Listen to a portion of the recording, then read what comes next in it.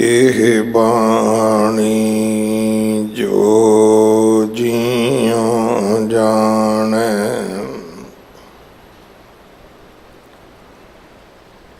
ਤਿਸ ਅੰਤਰ ਰਵੈ ਹਰਿ ਨਾਮ। ਬਾਣੀ ਗੁਰੂ ਗੁਰੂ ਹੈ ਬਾਣੀ, ਵਿੱਚ ਬਾਣੀ ਅੰਮ੍ਰਿਤ ਸਾਰੇ।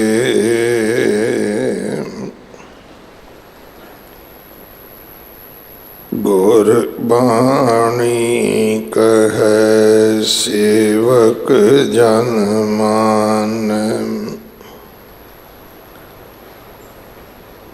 ਪਰਤਖ ਗੁਰੂ ਨਿਸਤਾਰੇ।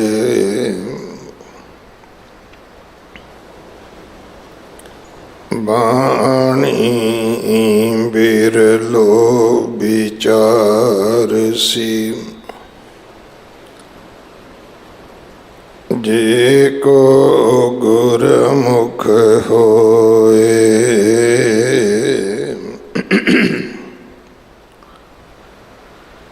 ਇਹ ਬਾਣੀ ਮਹਾਂਪੁਰਖ ਕੀ, ਨਿਜ ਘਰ ਵਾਸਾ ਹੋਏ। ਗੌੜੀ ਮਹਿਲਾ ਪੰਜਵਾ,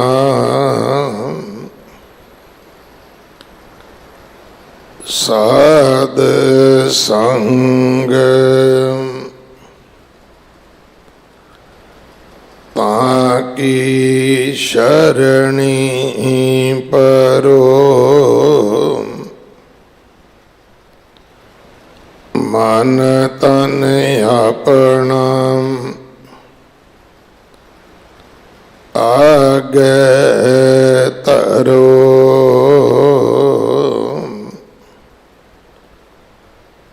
ਅੰਮ੍ਰਿਤ ਨਾਮ ਪੀਵੋ ਮੇਰੇ ਭਾਈ,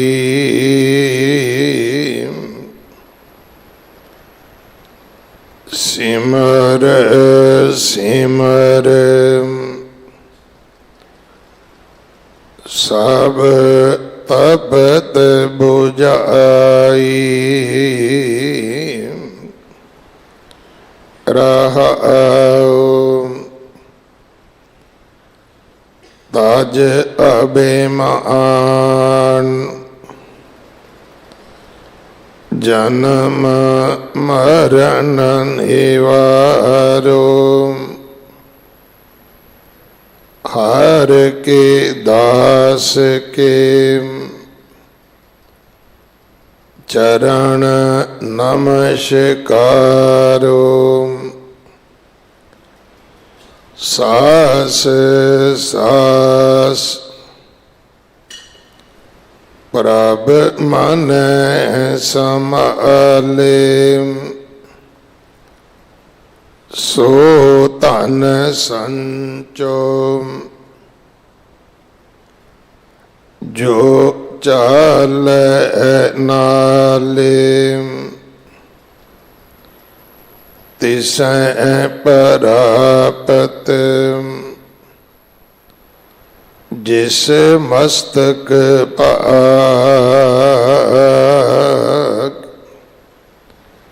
ਕਹੋ ਨਾਨਕ ਤਾਕੀ ਚਰਣੀ ਲਾਗ। ਤਿਸੈ ਪ੍ਰਾਪਤ ਜਿਸ ਮਸਤਕ ਭਾਗ। ਕਹੋ ਨਾਨਕ ताकी चरणी लाज।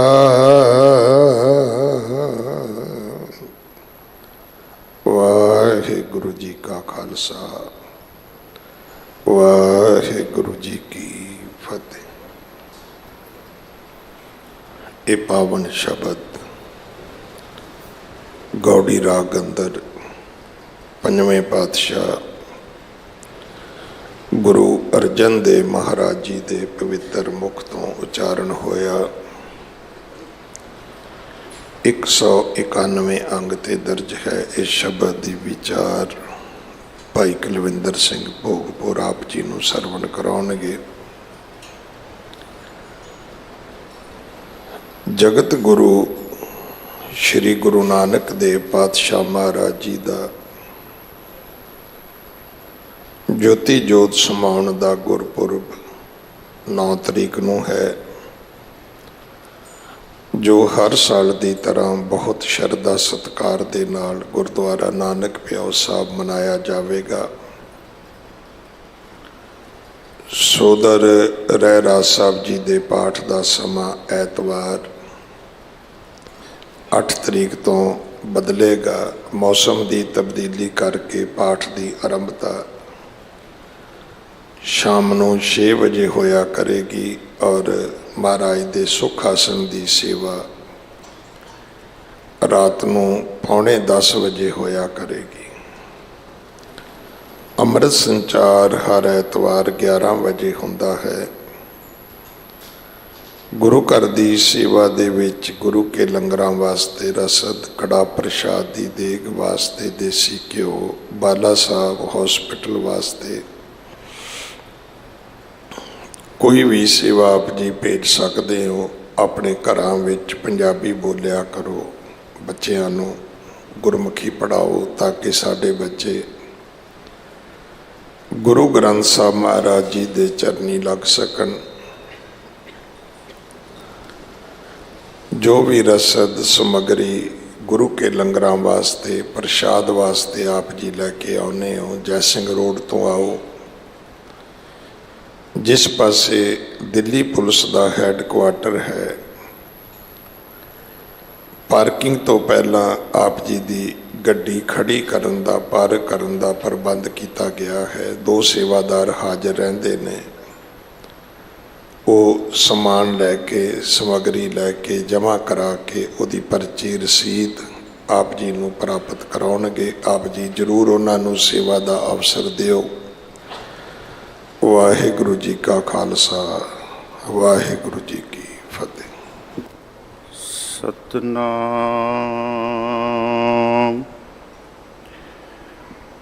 धन वाहिगुरु साहिब जियो, दोई कर जोड़ मांगू एक दाना, साहिब तुठै पावा। सास सास नानक आराधे, सास सास नानक आराधे। 8 पहर गुण गावा, दंडोत बंदन अनेक बार। सर्व कला समरथ, डोलन तेरा खो प्रभु, राखो प्रभु। नानक दे कर हथ,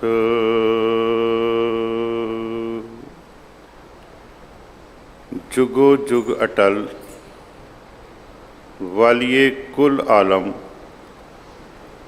मुजस्मे आबे हयात, बानी दे बोहित, सरवरे कायनात, ਧੰਨ ਧੰਨ ਗੁਰੂ ਗ੍ਰੰਥ ਸਾਹਿਬ ਜੀ ਮਹਾਰਾਜ, ਤਿਨਾਂ ਦੀ ਪਾਵਨ ਪਵਿੱਤਰ ਹਜ਼ੂਰੀ ਦੇ ਵਿੱਚ ਧੰਨ ਧੰਨ ਗੁਰੂ ਹਰਕ੍ਰਿਸ਼ਨ ਜੀ ਮਹਾਰਾਜ, ਤਿਨਾਂ ਵੱਲੋਂ ਵਰਸੋਏ ਹੋਏ ਪਾਵਨ ਪਵਿੱਤਰ ਅਸਥਾਨ ਗੁਰਦੁਆਰਾ ਬੰਗਲਾ ਸਾਹਿਬ ਜੀ ਵਿਖੇ ਅੰਮ੍ਰਿਤ ਵੇਲੇ ਤੋਂ ਹਾਜ਼ਰੀ ਭਰ ਰਹੇ ਸਤ ਸੰਗੀ ਜਨੋ, ਆਓ ਸਭ ਤੋਂ ਪਹਿਲਾਂ ਧੰਨ ਧੰਨ ਗੁਰੂ ਗੋਬਿੰਦ ਸਿੰਘ ਜੀ ਮਹਾਰਾਜ, ਤਿਨਾਂ ਵੱਲੋਂ ਬਖਸ਼ਿਸ਼ ਫਤਿਹ ਦੇ ਨਾਲ ਰਲ ਮਿਲ ਕੇ ਸਾਂਝ ਪਾਈਏ ਜੀ। ਵਾਹਿਗੁਰੂ ਜੀ ਕਾ ਖਾਲਸਾ, ਵਾਹਿਗੁਰੂ ਜੀ ਕੀ ਫਤਿਹ। ਸਤ ਸੰਗਤ ਜੀ, ਜੋ ਅੱਜ ਦਾ ਲੜੀਵਾਰ ਸ਼ਬਦ ਹੈ ਉਹ ਆਪਾਂ ਸਾਰਿਆਂ ਨੇ ਇਸ ਅਸਥਾਨ ਦੇ ਹੈੱਡ ਗ੍ਰੰਥੀ ਸਿੰਘ ਸਾਹਿਬ ਭਾਈ ਸਾਹਿਬ ਭਾਈ ਰਣਜੀਤ ਸਿੰਘ ਜੀ ਨੂੰ ਆਪਾਂ ਸਰਵਨ ਕੀਤਾ ਹੈ। ਇਹ ਸ਼ਬਦ ਧੰਨ ਧੰਨ ਗੁਰੂ ਗ੍ਰੰਥ ਸਾਹਿਬ ਜੀ ਮਹਾਰਾਜ ਜੀ ਦੇ ਪਾਵਨ ਪਵਿੱਤਰ ਅੰਗ 191 ਤੇ ਸੁਭਾਈਮਾਨ ਹੈ। ਰਾਗ ਗੌੜੀ ਔਰ ਧੰਨ ਧੰਨ ਗੁਰੂ ਅਰਜਨ ਦੇਵ ਜੀ ਮਹਾਰਾਜ, ਤਿਨਾਂ ਦੀ ਪਾਵਨ ਪਵਿੱਤਰ ਰਸਨਾ ਤੋਂ ਉਚਾਰਿਆ ਹੋਇਆ ਇਹ ਸ਼ਬਦ ਹੈ। ਇਸ ਸ਼ਬਦ ਦੀ ਜੋ ਰਹਾਉ ਵਾਲੀ ਪੰਕਤੀ ਹੈ, ਰਹਾਉ ਵਾਲੀ ਪੰਕਤੀ ਵਿੱਚ ਮਹਾਰਾਜ ਸਾਨੂੰ ਉਪਦੇਸ਼ ਕਰਦੇ ਹਨ, ਅੰਮ੍ਰਿਤ ਨਾਮ ਪੀਵੋ ਮੇਰੇ ਭਾਈ, ਸਿਮਰ ਸਿਮਰ ਸਭ ਤਪਤ ਬੁਝਾਈ। ਧੰਨ ਧੰਨ ਗੁਰੂ ਗ੍ਰੰਥ ਸਾਹਿਬ ਜੀ ਮਹਾਰਾਜ ਵਿੱਚ ਇਸ ਸੰਸਾਰ ਨੂੰ ਆਤਿਸ਼ ਦੁਨੀਆ ਵੀ ਕਿਹਾ ਗਿਆ ਹੈ। ਇਸ ਸੰਸਾਰ ਨੂੰ ਪਾਵਕ ਸਾਗਰ ਵੀ ਕਿਹਾ ਗਿਆ ਹੈ। ਇਸ ਸੰਸਾਰ ਨੂੰ ਮਹਾ ਤਪਤ ਸੰਸਾਰ ਵੀ ਕਿਹਾ ਗਿਆ ਹੈ। ਪਾਵਕ ਸਾਗਰ ਜਦੋਂ ਅਸੀਂ ਸ਼ਬਦ ਪੜ੍ਹਦੇ ਹਾਂ, ਮਾਤ ਗਰਭ ਮਹਿ ਆਪਨ ਸਿਮਰਨ ਦੇ, ਤਹਿ ਤੁਮ ਰਾਖਨ ਹਾਰੇ, ਪਾਵਕ ਸਾਗਰ ਅਥਾ ਲਹਿਰ ਮੈਂ ਤਾਰੋ ਤਾਰਨ ਹਾਰੇ। ਆਤਿਸ਼ ਦੁਨੀਆ ਖੁਨਕ ਨਾਮ ਖੁਦਾਇਆ। ਆਤਿਸ਼ ਦੁਨੀਆ, ਇਸ ਸੰਸਾਰ ਨੂੰ ਅੱਗ ਵੀ ਕਿਹਾ ਗਿਆ, ਆਤਿਸ਼ ਦੁਨੀਆ। ਤੇ ਮਹਾਰਾਜ ਗੁਰੂ ਨਾਨਕ ਦੇਵ ਜੀ ਦਾ ਬਚਨ ਹੈ, ਮਹਾ ਤਪਤ ਅਗਨ ਸੰਸਾਰ। ਮਹਾਰਾਜ ਕਹਿੰਦੇ ਇਹ ਜੋ ਸੰਸਾਰ ਹੈ ਇਹ ਤਪ ਰਿਹਾ ਹੈ। ਤੇ ਅਸੀਂ ਇੱਕ ਰੋਜ਼ਾਨਾ ਬਚਨ ਵੀ ਪੜ੍ਹਦੇ ਹਾਂ, ਤਿਤ ਸਰਵਰਲੇ ਪਹਿਲੇ ਨਿਵਾਸਾ, ਪਾਣੀ ਪਾਵਕ ਤਿਨਹੇ ਕੀਆ। ਇਹ ਜੋ ਸੰਸਾਰ ਹੈ ਇਹ ਭਿਆਨਕ ਅੱਗ ਦਾ ਰੂਪ ਹੈ। ਤੇ ਗੁਰੂ ਨਾਨਕ ਦੇਵ ਜੀ ਮਹਾਰਾਜ ਕਹਿੰਦੇ ਹਨ, ਫਰਮਾਉਂਦੇ ਹਨ ਕਿ ਇਸ ਸੰਸਾਰ ਵਿੱਚ 4 ਨਦੀਆਂ ਅੱਗ ਦੀਆਂ ਹੋਣ ਕਰਕੇ ਇਸ ਸੰਸਾਰ ਨੂੰ ਅੱਗ ਦਾ ਜਿਹੜਾ ਰੂਪ ਕਿਹਾ ਗਿਆ। ਹੰਸ ਹੇਤ ਲੋਭ ਕੋਪ, ਚਾਰੇ ਨਦੀਆਂ ਅੱਗ, ਪਵਹਿ ਦੱਜਹਿ ਨਾਨਕਾ, ਤਰੀਐ ਕਰਮੀ ਲੱਗ। ਹੰਸ ਕਿਸੇ ਦੇ ਨਾਲ ਹਿੰਸਾ ਕਰਨੀ, ਹੇਤ ਬਗਾਨਿਆਂ ਨੂੰ ਛੱਡ ਕੇ ਸਿਰਫ ਆਪਣੇ ਤੇ ਆਪਣੇ ਦੇ ਨਾਲ ਹੀ ਪਿਆਰ ਕਰਨਾ। ਹੰਸ ਹੇਤ ਲੋਭ, ਲੋਭ ਦਾ ਅਖਰੀ ਅਰਥ ਆਪਾਂ ਨੂੰ ਸਾਰਿਆਂ ਨੂੰ ਪਤਾ, ਲਾਲਚ। ਤੇ ਕੋਪ ਦਾ ਅਖਰੀ ਅਰਥ ਹੈ ਗੁੱਸਾ, ਜਿਹਨੂੰ ਕਹਿੰਦੇ ਆ। ਮਹਾਰਾਜ ਕਹਿੰਦੇ 4 ਨਦੀਆਂ ਹਨ, ਹੰਸ ਹੇਤ ਲੋਭ ਕੋਪ, ਚਾਰੇ ਨਦੀਆਂ ਅੱਗ, ਪਵੇ ਦੱਜਹਿ ਨਾਨਕਾ, ਤਰੀਐ ਕਰਮੀ ਲੱਗ। ਇਹ ਜੋ ਰਹਾਉ ਦੀ ਪੰਕਤੀ ਹੈ ਨਾ, ਰਹਾਉ ਦੀ ਪੰਕਤੀ ਦੇ ਵਿੱਚ ਮਹਾਰਾਜ ਸਾਨੂੰ ਇਹ ਜਿਹੜੀ ਅੱਗ ਹੈ, ਇਹ ਜੋ ਸੰਸਾਰ ਦੀ ਅੱਗ ਹੈ, ਇਹਦੇ ਤੋਂ ਜੋ ਸਾਨੂੰ ਸੇਕ ਲੱਗ ਰਿਹਾ ਹੈ, ਸੜ ਰਹੇ ਹਾਂ ਅਸੀਂ, ਜਿਹਨੂੰ ਅਸੀਂ ਪੜ੍ਹਦੇ ਹਾਂ, ਗੁਰੂ ਨਾਨਕ ਸਾਹਿਬ ਦਾ ਬਚਨ ਪੜ੍ਹਦੇ ਹਾਂ, ਜਿਉ ਤਪਤ ਹੈ ਬਾਰੋ ਬਾਰ। ਤਪ ਤਪ ਖਪੈ ਬਹੁਤ ਬੇਕਾਰ। ਜਾਂ ਅਸੀਂ ਬਚਨ ਪੜ੍ਹਦੇ ਹਾਂ, ਜੀੜਾ ਅਗਨ ਬਰਾਬਰ ਤਪੈ। ਇਸ ਸੰਸਾਰ ਦੇ ਵਿੱਚ ਇਨਸਾਨ ਜਿਹੜਾ ਉਹ ਸੜ ਰਿਹਾ ਹੈ, ਉਹ ਤਪ ਰਿਹਾ ਹੈ। ਜਿਸ ਨੂੰ ਅਸੀਂ ਪੜ੍ਹਦੇ ਹਾਂ, ਅਗਨ ਸਾਗਰ ਬੂਡਤ ਸੰਸਾਰਾ। ਇਸ ਜੋ ਸੰਸਾਰ ਅੱਗ ਦੀ ਅੱਗ ਹੈ, ਉਹਦੇ ਵਿੱਚ ਜਿਹੜੇ ਜੀਵ ਹੈ, ਜਿਹੜੇ ਪ੍ਰਾਣੀ ਹੈ, ਉਹ ਡੁੱਬ ਰਹੇ ਹਨ। ਅਗਨ ਸਾਗਰ ਬੂਡਤ ਸੰਸਾਰਾ, ਨਾਨਕ ਬਾਹਾਂ ਪਕੜ ਸਤਿਗੁਰ ਨਿਸਤਾਰਾ। ਹਾਂ, ਕਿਤੇ ਗੁਰੂ ਨਾਨਕ ਦੇਵ ਜੀ ਨੂੰ ਅਸੀਂ ਆਪਣੀ ਬਾਂਹ ਫੜਾ ਦਈਏ ਤੇ ਮਹਾਰਾਜ ਸਾਨੂੰ ਇਸ ਸੰਸਾਰ ਦੇ ਵਿੱਚੋਂ ਬਾਹਰ ਕੱਢ ਦਿੰਦੇ ਹਨ। ਅਗਨ ਸਾਗਰ ਬੂਡਤ ਸੰਸਾਰਾ, ਨਾਨਕ ਬਾਹਾਂ ਪਕੜ ਸਤਿਗੁਰ ਨਿਸਤਾਰਾ।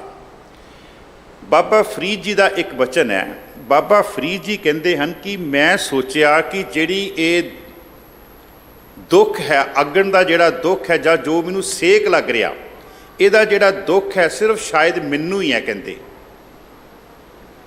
ਫਰੀਦਾ ਮੈਂ ਜਾਣਿਆ ਦੁੱਖ ਮੁਝ ਕੋ, ਕਿ ਇਹ ਜਿਹੜਾ ਦੁੱਖ ਹੈ, ਜਿਹੜਾ ਸੇਕ ਹੈ, ਇਹ ਸਿਰਫ ਮੈਨੂੰ ਹੀ ਲੱਗ ਰਿਹਾ, ਬਾਕੀ ਦੁਨੀਆ ਨੂੰ ਨਹੀਂ ਲੱਗ ਰਿਹਾ। ਫਰੀਦਾ ਮੈਂ ਜਾਣਿਆ ਦੁੱਖ ਮੁਝ ਕੋ, ਦੁੱਖ ਸਬਾਇਆ ਜਗ, ਉੱਚੇ ਚੜ ਕੇ ਦੇਖਿਆ ਤਾਂ ਘਰ ਘਰ ਇਹਾ ਅੱਗ। ਇਹ ਅੱਗ ਜਿਹੜੀ ਹੈ ਨਾ, ਇਹ ਤਪਤ ਜਿਹੜੀ ਹੈ ਨਾ, ਉਹ ਤਾਂ ਹਰ ਘਰ ਵਿੱਚ ਹੈ। ਪੁਰਾਤਨ ਸਮੇਂ ਦੇ ਵਿੱਚ ਸੰਤ ਸਿੰਘ ਮਸਕੀਨ ਨਾ ਇਸ ਸ਼ਲੋਕ ਦੀ ਬੜੀ ਪਿਆਰੀ ਵਿਆਖਿਆ ਕਰਦੇ ਹੁੰਦੇ ਸਨ। ਪੁਰਾਤਨ ਸਮੇਂ ਦੇ ਵਿੱਚ ਜਦੋਂ ਅੱਗ ਬਾਲਣੀ ਹੈ ਨਾ, ਤੇ ਕੱਖਾਂ ਦੀ ਅੱਗ ਬਾਲੀ ਜਾਂਦੀ ਸੀਗੀ। ਤੇ ਜਦੋਂ ਅੱਗ ਬਾਲਦੇ ਸੀ ਚੁੱਲ੍ਹੇ ਦੇ ਵਿੱਚ, ਤੇ ਧੂੰਆਂ ਨਿਕਲਦਾ ਸੀ, ਤੇ ਧੂੰਆਂ ਨਿਕਲਣ ਦੇ ਨਾਲ ਗੁਆਂਢੀਆਂ ਨੂੰ ਪਤਾ ਲੱਗ ਜਾਂਦਾ ਸੀਗਾ ਵੀ ਇਸ ਘਰ ਵਿੱਚ ਅੱਗ ਬਲ ਗਈ ਹੈ। ਫਿਰ ਉਸ ਤੋਂ ਬਾਅਦ ਕੱਖਾਂ ਤੋਂ ਥੋੜ੍ਹਾ ਜਿਹਾ ਰੂਪ ਜਿਹੜਾ ਅੱਗ ਬਾਲਣ ਦਾ ਚੇਂਜ ਹੋਇਆ। ਪਾਥੀਆਂ ਵਗੈਰਾ ਆ ਗਈਆਂ, ਲੱਕੜਾਂ ਆ ਗਈਆਂ, ਲੱਕੜਾਂ ਬਾਲੀਆਂ, ਪਾਥੀਆਂ ਬਾਲੀਆਂ, ਧੂੰਆਂ ਫਿਰ ਨਿਕਲਿਆ, ਤੇ ਗੁਆਂਢੀਆਂ ਨੂੰ ਪਤਾ ਲੱਗ ਗਿਆ ਵੀ ਅੱਗ ਇਸ ਘਰ ਵਿੱਚ ਬਲ ਗਈ ਹੈ। ਹੌਲੀ ਹੌਲੀ ਸਮਾਂ ਚੱਲਦਾ ਗਿਆ, ਸਮੇਂ ਦੇ ਨਾਲ ਮਿੱਟੀ ਦਾ ਤੇਲ ਆ ਗਿਆ। ਮਿੱਟੀ ਦਾ ਤੇਲ ਬਾਲਿਆ ਤੇ ਉਹਦੀ ਸਟੋਵ ਬਾਲਿਆ, ਤੇ ਧੂੰਆਂ ਤੇ ਉਹਦੇ ਤੋਂ ਘੱਟ ਨਿਕਲਿਆ, ਲੇਕਿਨ ਉਹਦੀ ਆਵਾਜ਼ ਆਈ। ਲੇਕਿਨ ਆਵਾਜ਼ ਤੋਂ ਵੀ ਪਤਾ ਲੱਗ ਗਿਆ ਵੀ ਇਸ ਘਰ ਵਿੱਚ ਅੱਗ ਜਿਹੜੀ ਹੈ ਉਹ ਬਲ ਗਈ। ਸਮਾਂ ਆਪਣੀ ਚਾਲ ਨਾਲ ਚੱਲਦਾ ਗਿਆ। ਸਿਲੰਡਰ ਆ ਗਏ, ਸਿਲੰਡਰ ਆ ਗਏ, ਨਾ ਆਵਾਜ਼ ਆਈ ਨਾ ਧੂੰਆਂ ਆਏ, ਲੇਕਿਨ ਅੱਗ ਫੇਰ ਬਲੀ। ਕਹਿਣ ਤੋਂ ਭਾਵ ਕਿ ਅੱਜ ਇਲੈਕਟ੍ਰੋਨਿਕ ਕਰਕੇ ਬਿਜਲੀ ਦੇ ਨਾਲ ਜਿਹੜੇ ਇੱਕ ਚੁੱਲ੍ਹੇ ਬਲਣੇ ਸ਼ੁਰੂ ਹੋ ਗਏ। ਚੁੱਲ੍ਹੇ ਬੇਸ਼ੱਕ ਬਲਦੇ ਪਏ ਆ, ਨਾ ਧੂੰਆਂ ਨਿਕਲਦਾ ਨਾ ਆਵਾਜ਼, ਲੇਕਿਨ ਅੱਗ ਫੇਰ ਹੈ, ਸੇਕ ਜਿਹੜਾ ਉਹ ਫੇਰ ਹੈ। ਸੋ ਬਾਬਾ ਫਰੀਦ ਜੀ ਕਹਿੰਦੇ ਆ ਵੀ ਇਹ ਜਿਹੜੀ ਅੱਗ ਹੈ ਨਾ, ਚਾਹੇ ਉਹਦਾ ਕੋਈ ਤਰੀਕਾ ਹੋਵੇ, ਲੇਕਿਨ ਉਹਦੇ ਦਾ ਜਿਹੜਾ ਸੇਕ ਹੈ ਨਾ, ਉਹ ਜਿਹੜਾ ਸੇਕ ਹੈ ਉਹ ਜ਼ਰੂਰ ਨਿਕਲਣਾ। ਬਾਬਾ ਫਰੀਦ ਜੀ ਫਰਮਾਉਂਦੇ ਹਨ, ਫਰੀਦਾ ਮੈਂ ਜਾਣਿਆ ਦੁੱਖ ਮੁਝ ਕੋ, ਦੁੱਖ ਸਬਾਇਆ ਜਗ, ਉੱਚੇ ਚੜ ਕੇ ਦੇਖਿਆ ਤਾਂ ਘਰ ਘਰ ਇਹਾ ਅੱਗ। ਹੁਣ ਇਸ ਅੱਗ ਨੂੰ ਬੁਝਾਉਣ ਦਾ ਇੱਕ ਤਰੀਕਾ ਮਹਾਰਾਜ ਨੇ ਸਾਨੂੰ ਅੱਜ ਦੇ ਬਚਨ ਦੇ ਵਿੱਚ ਦੱਸਿਆ। ਮਹਾਰਾਜ ਕਹਿੰਦੇ, ਅੰਮ੍ਰਿਤ ਨਾਮ ਪੀਵੋ ਮੇਰੇ ਭਾਈ। ਜਿਹੜਾ ਨਾਮ ਹੈ ਅੰਮ੍ਰਿਤ ਰੂਪੀ, ਇਸ ਨੂੰ ਮਹਾਰਾਜ ਕਹਿੰਦੇ ਹੈ ਪੀਣਾ ਕਰੋ। ਤੇ ਅਸੀਂ ਅੰਮ੍ਰਿਤ ਨਾਮ ਦੇ ਬਾਰੇ ਗੁਰੂ ਗ੍ਰੰਥ ਸਾਹਿਬ ਵਿੱਚ ਹੋਰ ਵੀ ਪ੍ਰਮਾਣ ਪੜ੍ਹਦੇ ਹਾਂ। ਮਹਾਰਾਜ ਕਹਿੰਦੇ ਹੈ ਛੁੱਟਤ ਪ੍ਰਵਾਹ। ਗੁਰੂ ਰਾਮਦਾਸ ਜੀ ਮਹਾਰਾਜ ਦੀ ਸਿਫਤ ਦਾ ਸਵਈਆ। ਛੁੱਟਤ ਪ੍ਰਵਾਹ ਅਮੇ ਅਮਰਾਪਦ, ਅੰਮ੍ਰਿਤ ਸਰੋਵਰ ਸਦ ਭਰਿਆ, ਤੇ ਪੀਵੇ ਸੰਤ ਕਰੇ ਮਨ ਮੱਜਨ, ਪੁੱਬ ਜਿਨਹੂ ਸੇਵਾ ਕਰੀਆ। ਉੱਤੇ ਵੀ ਮਹਾਰਾਜ ਕਹਿੰਦੇ ਹੈ ਕਿ ਗੁਰੂ ਰਾਮਦਾਸ ਜੀ ਅੰਮ੍ਰਿਤ ਦਾ ਸਰੋਵਰ ਹਨ। ਔਰ ਮਹਾਰਾਜ ਕਹਿੰਦੇ ਛੁੱਟਤ ਪ੍ਰਵਾਹ ਅਮੇ ਅਮਰਾਪਦ, ਅੰਮ੍ਰਿਤ ਸਰੋਵਰ ਸਦ ਭਰਿਆ, ਤੇ ਪੀਵੇ ਸੰਤ ਕਰੇ ਮਨ ਮੱਜਨ, ਪੁੱਬ ਜਿਨੂ ਸੇਵਾ ਕਰੀਆ। ਤਿਨ ਭਉ ਨਿਵਾਰ ਅਨਪੈ ਪਦ ਦੀਨਾ। ਭਉ ਨਿਵਾਰ ਜਦੋਂ ਇਹ ਅੰਮ੍ਰਿਤ ਦਾ ਸਰੋਵਰ ਦੇ ਨਾਲ, ਅੰਮ੍ਰਿਤ ਦੇ ਸਰੋਵਰ 'ਚੋਂ ਅਸੀਂ ਪਾਣੀ ਪੀਵਾਂਗੇ, ਜਲ ਪੀਵਾਂਗੇ ਨਾ, ਮਹਾਰਾਜ ਕਹਿੰਦੇ ਤਿਨ ਭਉ ਨਿਵਾਰ ਅਨਪੈ ਪਦ ਦੀਨਾ, ਸ਼ਬਦ ਮਾਤਰ ਤੇ ਉਦਰਤ ਰੇ, ਕਵ ਕਲ ਠਾਕੁਰ ਹਰਦਾਸ ਤਨੇ, ਗੁਰੂ ਰਾਮਦਾਸ ਸਰ ਅਪਰ ਪਰੇ। ਗੁਰੂ ਰਾਮਦਾਸ ਮਹਾਰਾਜ ਇੱਕ ਐਸਾ ਸਰੋਵਰ ਹਨ, ਇੱਕ ਐਸਾ ਸਮੁੰਦਰ ਹਨ ਅੰਮ੍ਰਿਤ ਦਾ। ਮਹਾਰਾਜ ਕਹਿੰਦੇ ਜਿਹੜਾ ਵੀ ਉਹਦੇ 'ਚੋਂ ਕਹਿੰਦੇ ਬੁੱਕ ਭਰ ਕੇ ਪੀਵੇਗਾ ਨਾ, ਉਹਦੇ ਅੰਦਰ ਦੀ ਜਿਹੜੀ ਅੱਗ ਹੈ, ਅੰਦਰ ਦਾ ਡਰ ਹੈ ਜਿਹੜਾ, ਉਹ ਮਹਾਰਾਜ ਕਹਿੰਦੇ ਖਤਮ ਹੋ ਜਾਵੇਗਾ। ਤੇ ਸਾਨੂੰ ਹੁਕਮ ਵੀ ਹੈ, ਅੰਮ੍ਰਿਤ ਪੀਵੋ ਸਦਾ ਚਿਰ ਜੀਵੋ, ਹਰ ਸਿਮਰਤ ਅਨੰਦ ਅਨੰਤਾ, ਰੰਗ ਤਮਾਸਾ ਪੂਰਨ ਆਸਾ, ਕਬਹਿ ਨਾ ਵਿਆਪੈ ਚਿੰਤਾ, ਕਬਹਿ ਨਾ ਵਿਆਪੈ ਚਿੰਤਾ। ਮਹਾਰਾਜ ਇੱਥੇ ਫਰਮਾਉਂਦੇ ਅੰਮ੍ਰਿਤ ਨਾਮ ਪੀਵੋ ਮੇਰੇ ਭਾਈ। ਮੈਂ ਥੋੜਾ ਜਿਹਾ ਨਾਮ ਤੇ ਰੁਕਣਾ ਚਾਹਾਂਗਾ। ਨਾਮ ਕੀ ਹੈ ਸਾਧ ਸੰਗਤ ਜੀ?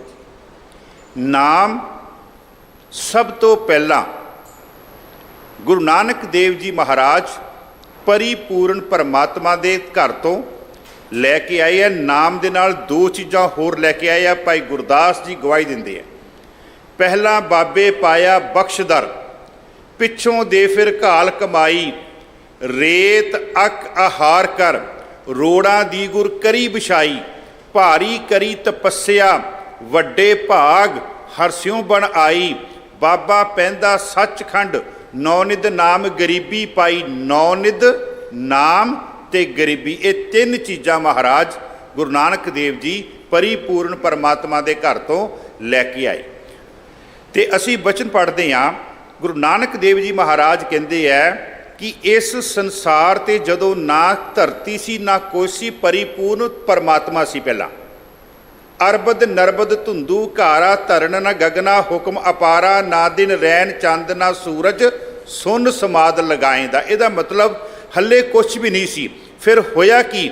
ਆਪੀਨੇ ਆਪ ਸਾਜਿਓ, ਪਹਿਲੇ ਕੰਮ ਪਰਮਾਤਮਾ ਨੇ ਆਪਣੇ ਆਪ ਨੂੰ ਸਾਜਿਆ, ਆਪਣੇ ਆਪ ਨੂੰ ਬਣਾਇਆ। ਆਸਾ ਕੀ ਵਾਰ ਦੇ ਵਿੱਚ ਤੁਸੀਂ ਹੁਣੇ ਹੀ ਬਚਨ ਸੁਣ ਕੇ ਗਏ ਹੋ, ਆਪੀਨੇ ਆਪ ਸਾਜਿਓ। ਫਿਰ ਦੂਜਾ ਕੰਮ ਕੀ ਕੀਤਾ? ਆਪੀਨੇ ਰਚਿਓ ਨਾਉ। ਉਹ ਜਿਹੜਾ ਨਾਮ ਗੁਰੂ ਨਾਨਕ ਦੇਵ ਜੀ ਲੈ ਕੇ ਆਏ ਆ, ਉਹ ਪਹਿਲਾਂ ਪਰਮਾਤਮਾ ਨੇ ਆਪ ਰਚਿਆ।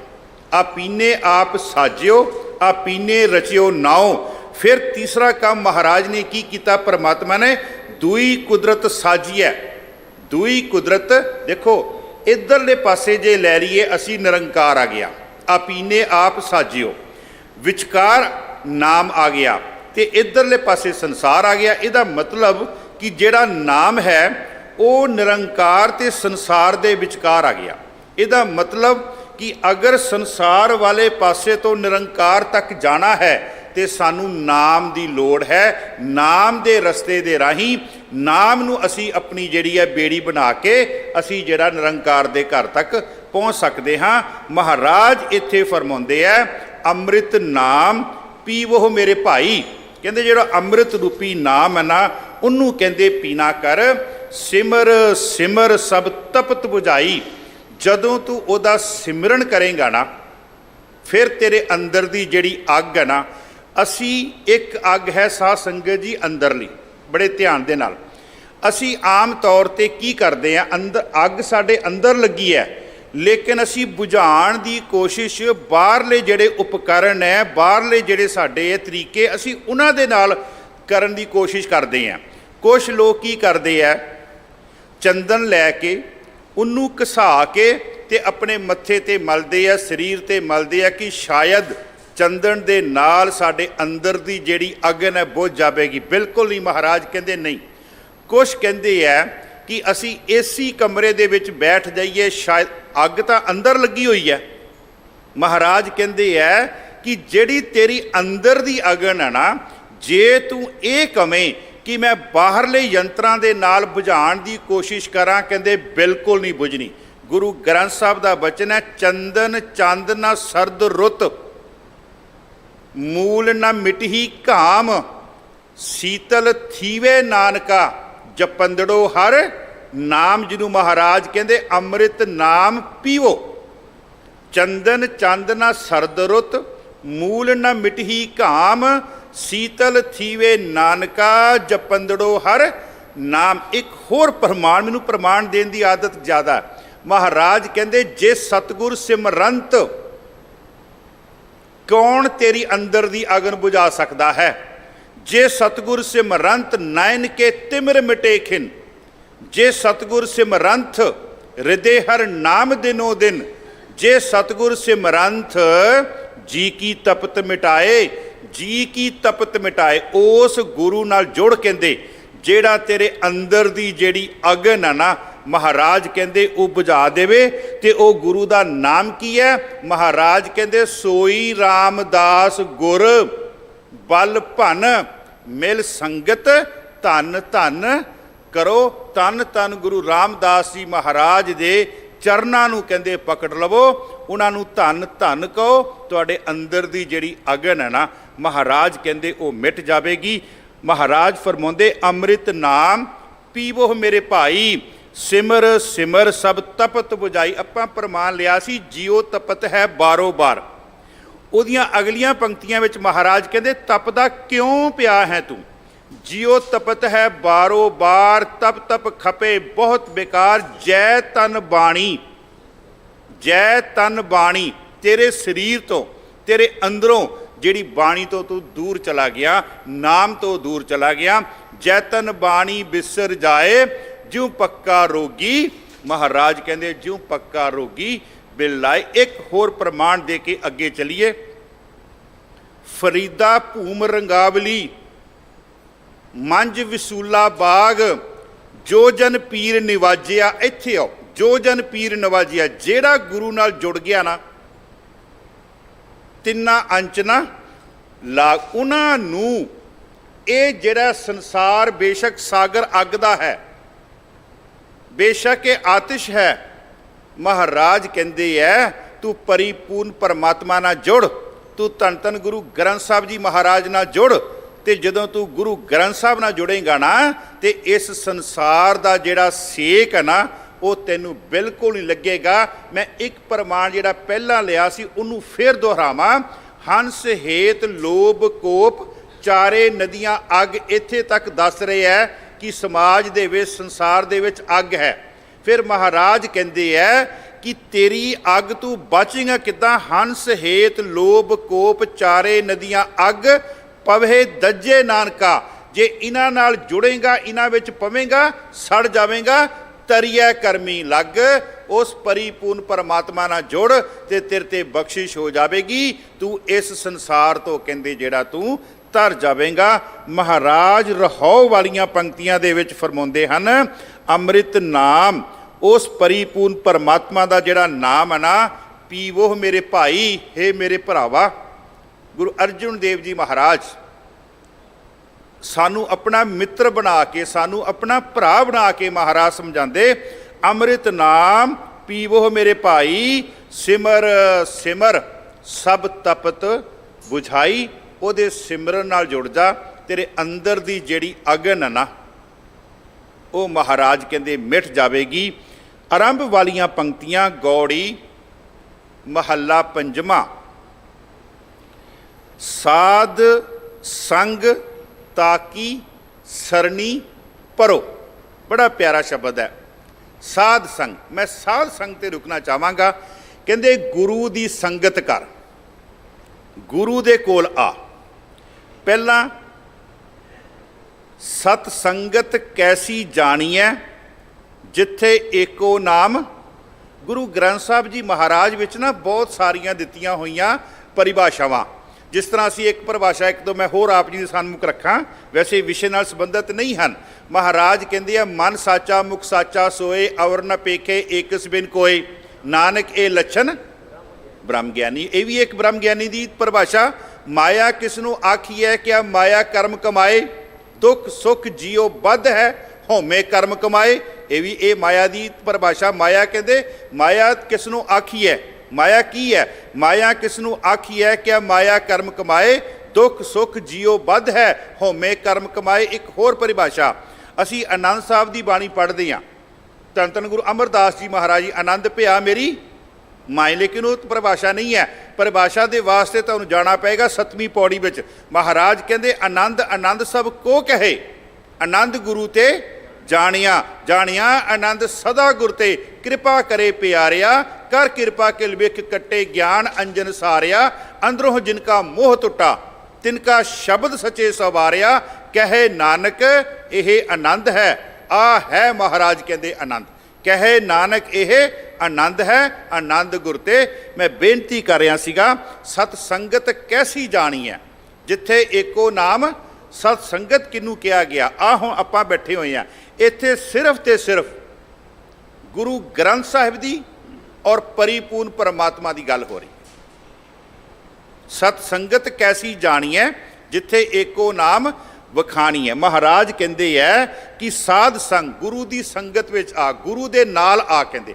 ਤੇ ਅਸੀਂ ਇੱਕ ਨਾ ਬਚਨ ਪੜ੍ਹਦੇ ਹਾਂ ਸਾਧ ਸੰਗ ਤਾਕੀ ਸਰਨੀ ਪਰੋ ਮਹਾਰਾਜ ਕਹਿੰਦੇ ਹੈ ਅਸੀਂ ਰੋਜ਼ਾਨਾ ਵੈਸੇ ਬਚਨ ਪੜ੍ਹਦੇ ਹਾਂ ਰਹਿਰਾਸ ਸਾਹਿਬ ਦੀ ਬਾਣੀ ਸੋਦਰ ਦੀ ਬਾਣੀ ਦੇ ਵਿੱਚ ਮੇਰੇ ਮਾਧੋ ਜੀ ਸਤ ਸੰਗਤ ਮਿਲੇ ਸੋ ਤਰਿਆ ਗੁਰ ਪ੍ਰਸਾਦ ਪਰਮ ਪਦ ਪਾਇਆ ਸੂਕੇ ਕਾਸਰ ਦੇਖੋ ਸੰਗਤ ਦਾ ਫਾਇਦਾ ਕੀ ਹੈ ਊਤਮ ਸੰਗਤ ਊਤਮ ਹੋਵੇ ਜਿੱਦਾਂ ਦੀ ਸੰਗਤ ਤੂੰ ਕਰੇਗਾ ਨਾ ਤੇਰੇ ਅੰਦਰ ਉਸ ਤਰ੍ਹਾਂ ਦੇ ਗੁਣ ਆ ਜਾਣਗੇ ਮਹਾਰਾਜ ਕਹਿੰਦੇ ਕਿਉਂਕਿ ਸ਼ਬਦ ਹੈ ਸਾਧ ਸੰਗ ਗੁਰੂ ਦੀ ਸੰਗਤ ਜਿਸ ਤਰ੍ਹਾਂ ਦੀ ਤੂੰ ਸੰਗਤ ਕਰੇਗਾ ਨਾ ਉਸ ਤਰ੍ਹਾਂ ਦੇ ਤੇਰੇ ਅੰਦਰ ਮਹਾਰਾਜ ਕਹਿੰਦੇ ਗੁਣ ਆ ਜਾਣਗੇ ਊਤਮ ਸੰਗਤ ਊਤਮ ਹੋਵੇ ਗੁਣ ਕਉ ਧਾਵੇ ਅਵਗੁਣ ਧੋਵੇ ਗੁਣ ਜਿਹੜੇ ਆ ਉਹ ਤੇਰੇ ਅੰਦਰ ਧਾ ਕੇ ਆਉਣਗੇ ਜ਼ਬਰਦਸਤੀ ਤੇਰੇ ਅੰਦਰ ਗੁਣਾਂ ਦਾ ਵਾਸਾ ਹੋ ਜਾਵੇਗਾ ਔਰ ਜਿਹੜੇ ਔਗਣ ਹਨ ਉਹ ਤੇਰੇ ਅੰਦਰੋਂ ਮਹਾਰਾਜ ਕਹਿੰਦੇ ਨਿਕਲ ਜਾਣਗੇ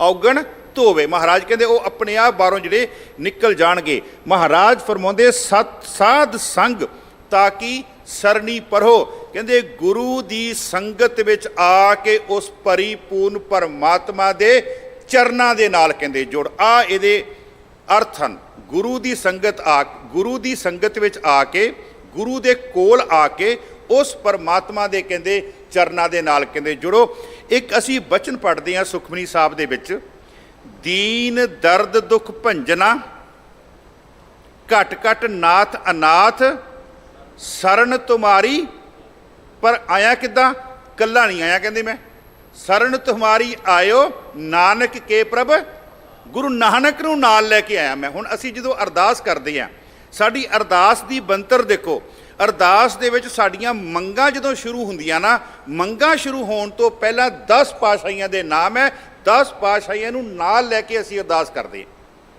ਹਾਂ ਉਹਨਾਂ ਨੂੰ ਯਾਦ ਕਰਕੇ ਉਹਨਾਂ ਨੂੰ ਚੇਤੇ ਕਰਕੇ ਉਹਨਾਂ ਨੂੰ ਆਪਣੇ ਅੰਗ ਸੰਗ ਮੰਨ ਕੇ ਅਸੀਂ ਜਿਹੜੀ ਹੈ ਅਰਦਾਸ ਕਰਦੇ ਹਾਂ ਮਹਾਰਾਜ ਇੱਥੇ ਕਹਿੰਦੇ ਸਾਧ ਸੰਗ ਤਾਕੀ ਸਰਨੀ ਪਰੋ ਮੈਂ ਨਾ ਸ਼ਰਨ ਦੇ ਇੱਕ ਆਪ ਜੀ ਨਾਲ ਗਾਥਾ ਸਾਂਝੀ ਕਰਾਂ ਜਿਹੜੇ ਗੁਰੂ ਦੀ ਸੰਗਤ ਵਿੱਚ ਆਏ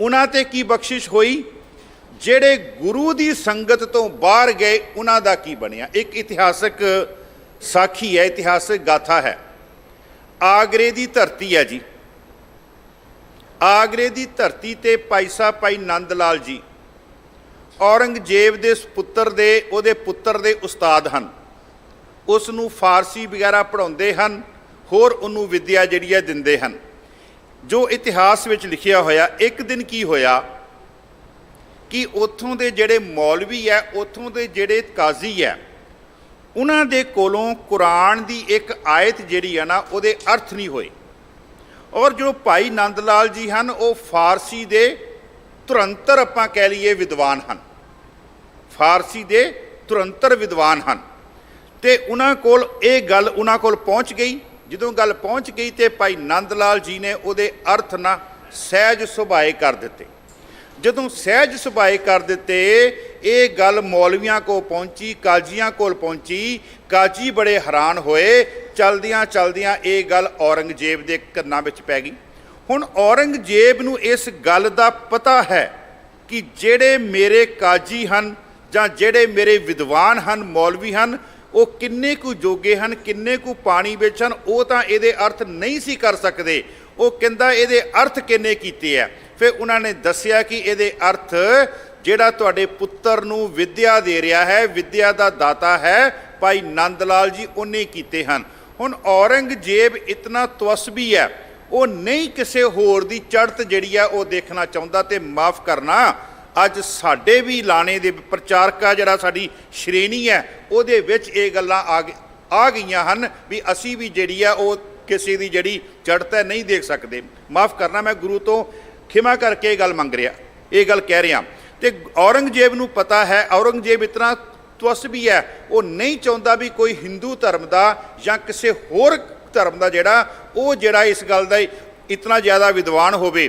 ਉਹਨੇ ਐਲਾਨ ਕਰ ਦਿੱਤਾ ਕਿ ਇਹਨੂੰ ਕਹੋ ਜਾਂ ਤੂੰ ਮੁਸਲਮਾਨ ਬਣ ਜਾ, ਨਹੀਂ ਤੇ ਮਰਨ ਲਈ ਤਿਆਰ ਹੋ ਜਾ, ਕਿਉਂਕਿ ਉਹ ਤਵਸਬੀ ਹੈ, ਉਹ ਨਹੀਂ ਚਾਹੁੰਦਾ ਕਿਸੇ ਹੋਰ ਦੀ ਚੜ੍ਹਾਈ ਜਿਹੜੀ ਹੈ। ਉਹ ਕਹਿੰਦਾ ਕਿ ਜਾਂ ਤੇ ਮਰਨ ਲਈ ਤਿਆਰ ਹੋ ਜਾ ਤੇ ਜਾਂ ਤੂੰ ਕਹਿੰਦਾ ਜਾਨੀ ਕਿ ਜਾਂ ਤੂੰ ਮੁਸਲਮਾਨ ਬਣ ਜਾ। ਉਹ ਹੁਣ ਕਹਿੰਦਾ ਮੈਂ ਮੁਸਲਮਾਨ ਤੇ ਨਹੀਂ ਬਣਨਾ। ਚਲਦਿਆਂ ਚਲਦਿਆਂ ਜਦੋਂ ਸ਼ਾਮ ਨੂੰ ਅੱਜ ਪੜ੍ਹਾ ਰਿਹਾ ਨਾ ਔਰੰਗਜ਼ੇਬ ਦੇ ਪੁੱਤਰ ਨੂੰ, ਬਹਾਦਰ ਸ਼ਾਹ ਨੂੰ, ਤੇ ਬਹਾਦਰ ਸ਼ਾਹ ਨੇ ਕਿਹਾ, ਕਹਿੰਦਾ ਉਸਤਾਦ ਜੀ ਜਾਂ ਤੇ ਤੁਸੀਂ ਆਗਰਾ ਛੱਡ ਕੇ ਚਲੇ ਜਾਓ, ਨਹੀਂ ਤੇ ਮੇਰਾ ਪਿਓ ਤੈਨੂੰ ਕਤਲ ਕਰ ਦੇਵੇਗਾ ਜੇ ਤੂੰ ਮੁਸਲਮਾਨ ਨਹੀਂ ਬਣਨਾ। ਭਾਈ ਨੰਦ ਲਾਲ ਕਹਿੰਦੇ ਮੈਂ ਕਿੱਥੇ ਜਾਵਾਂ?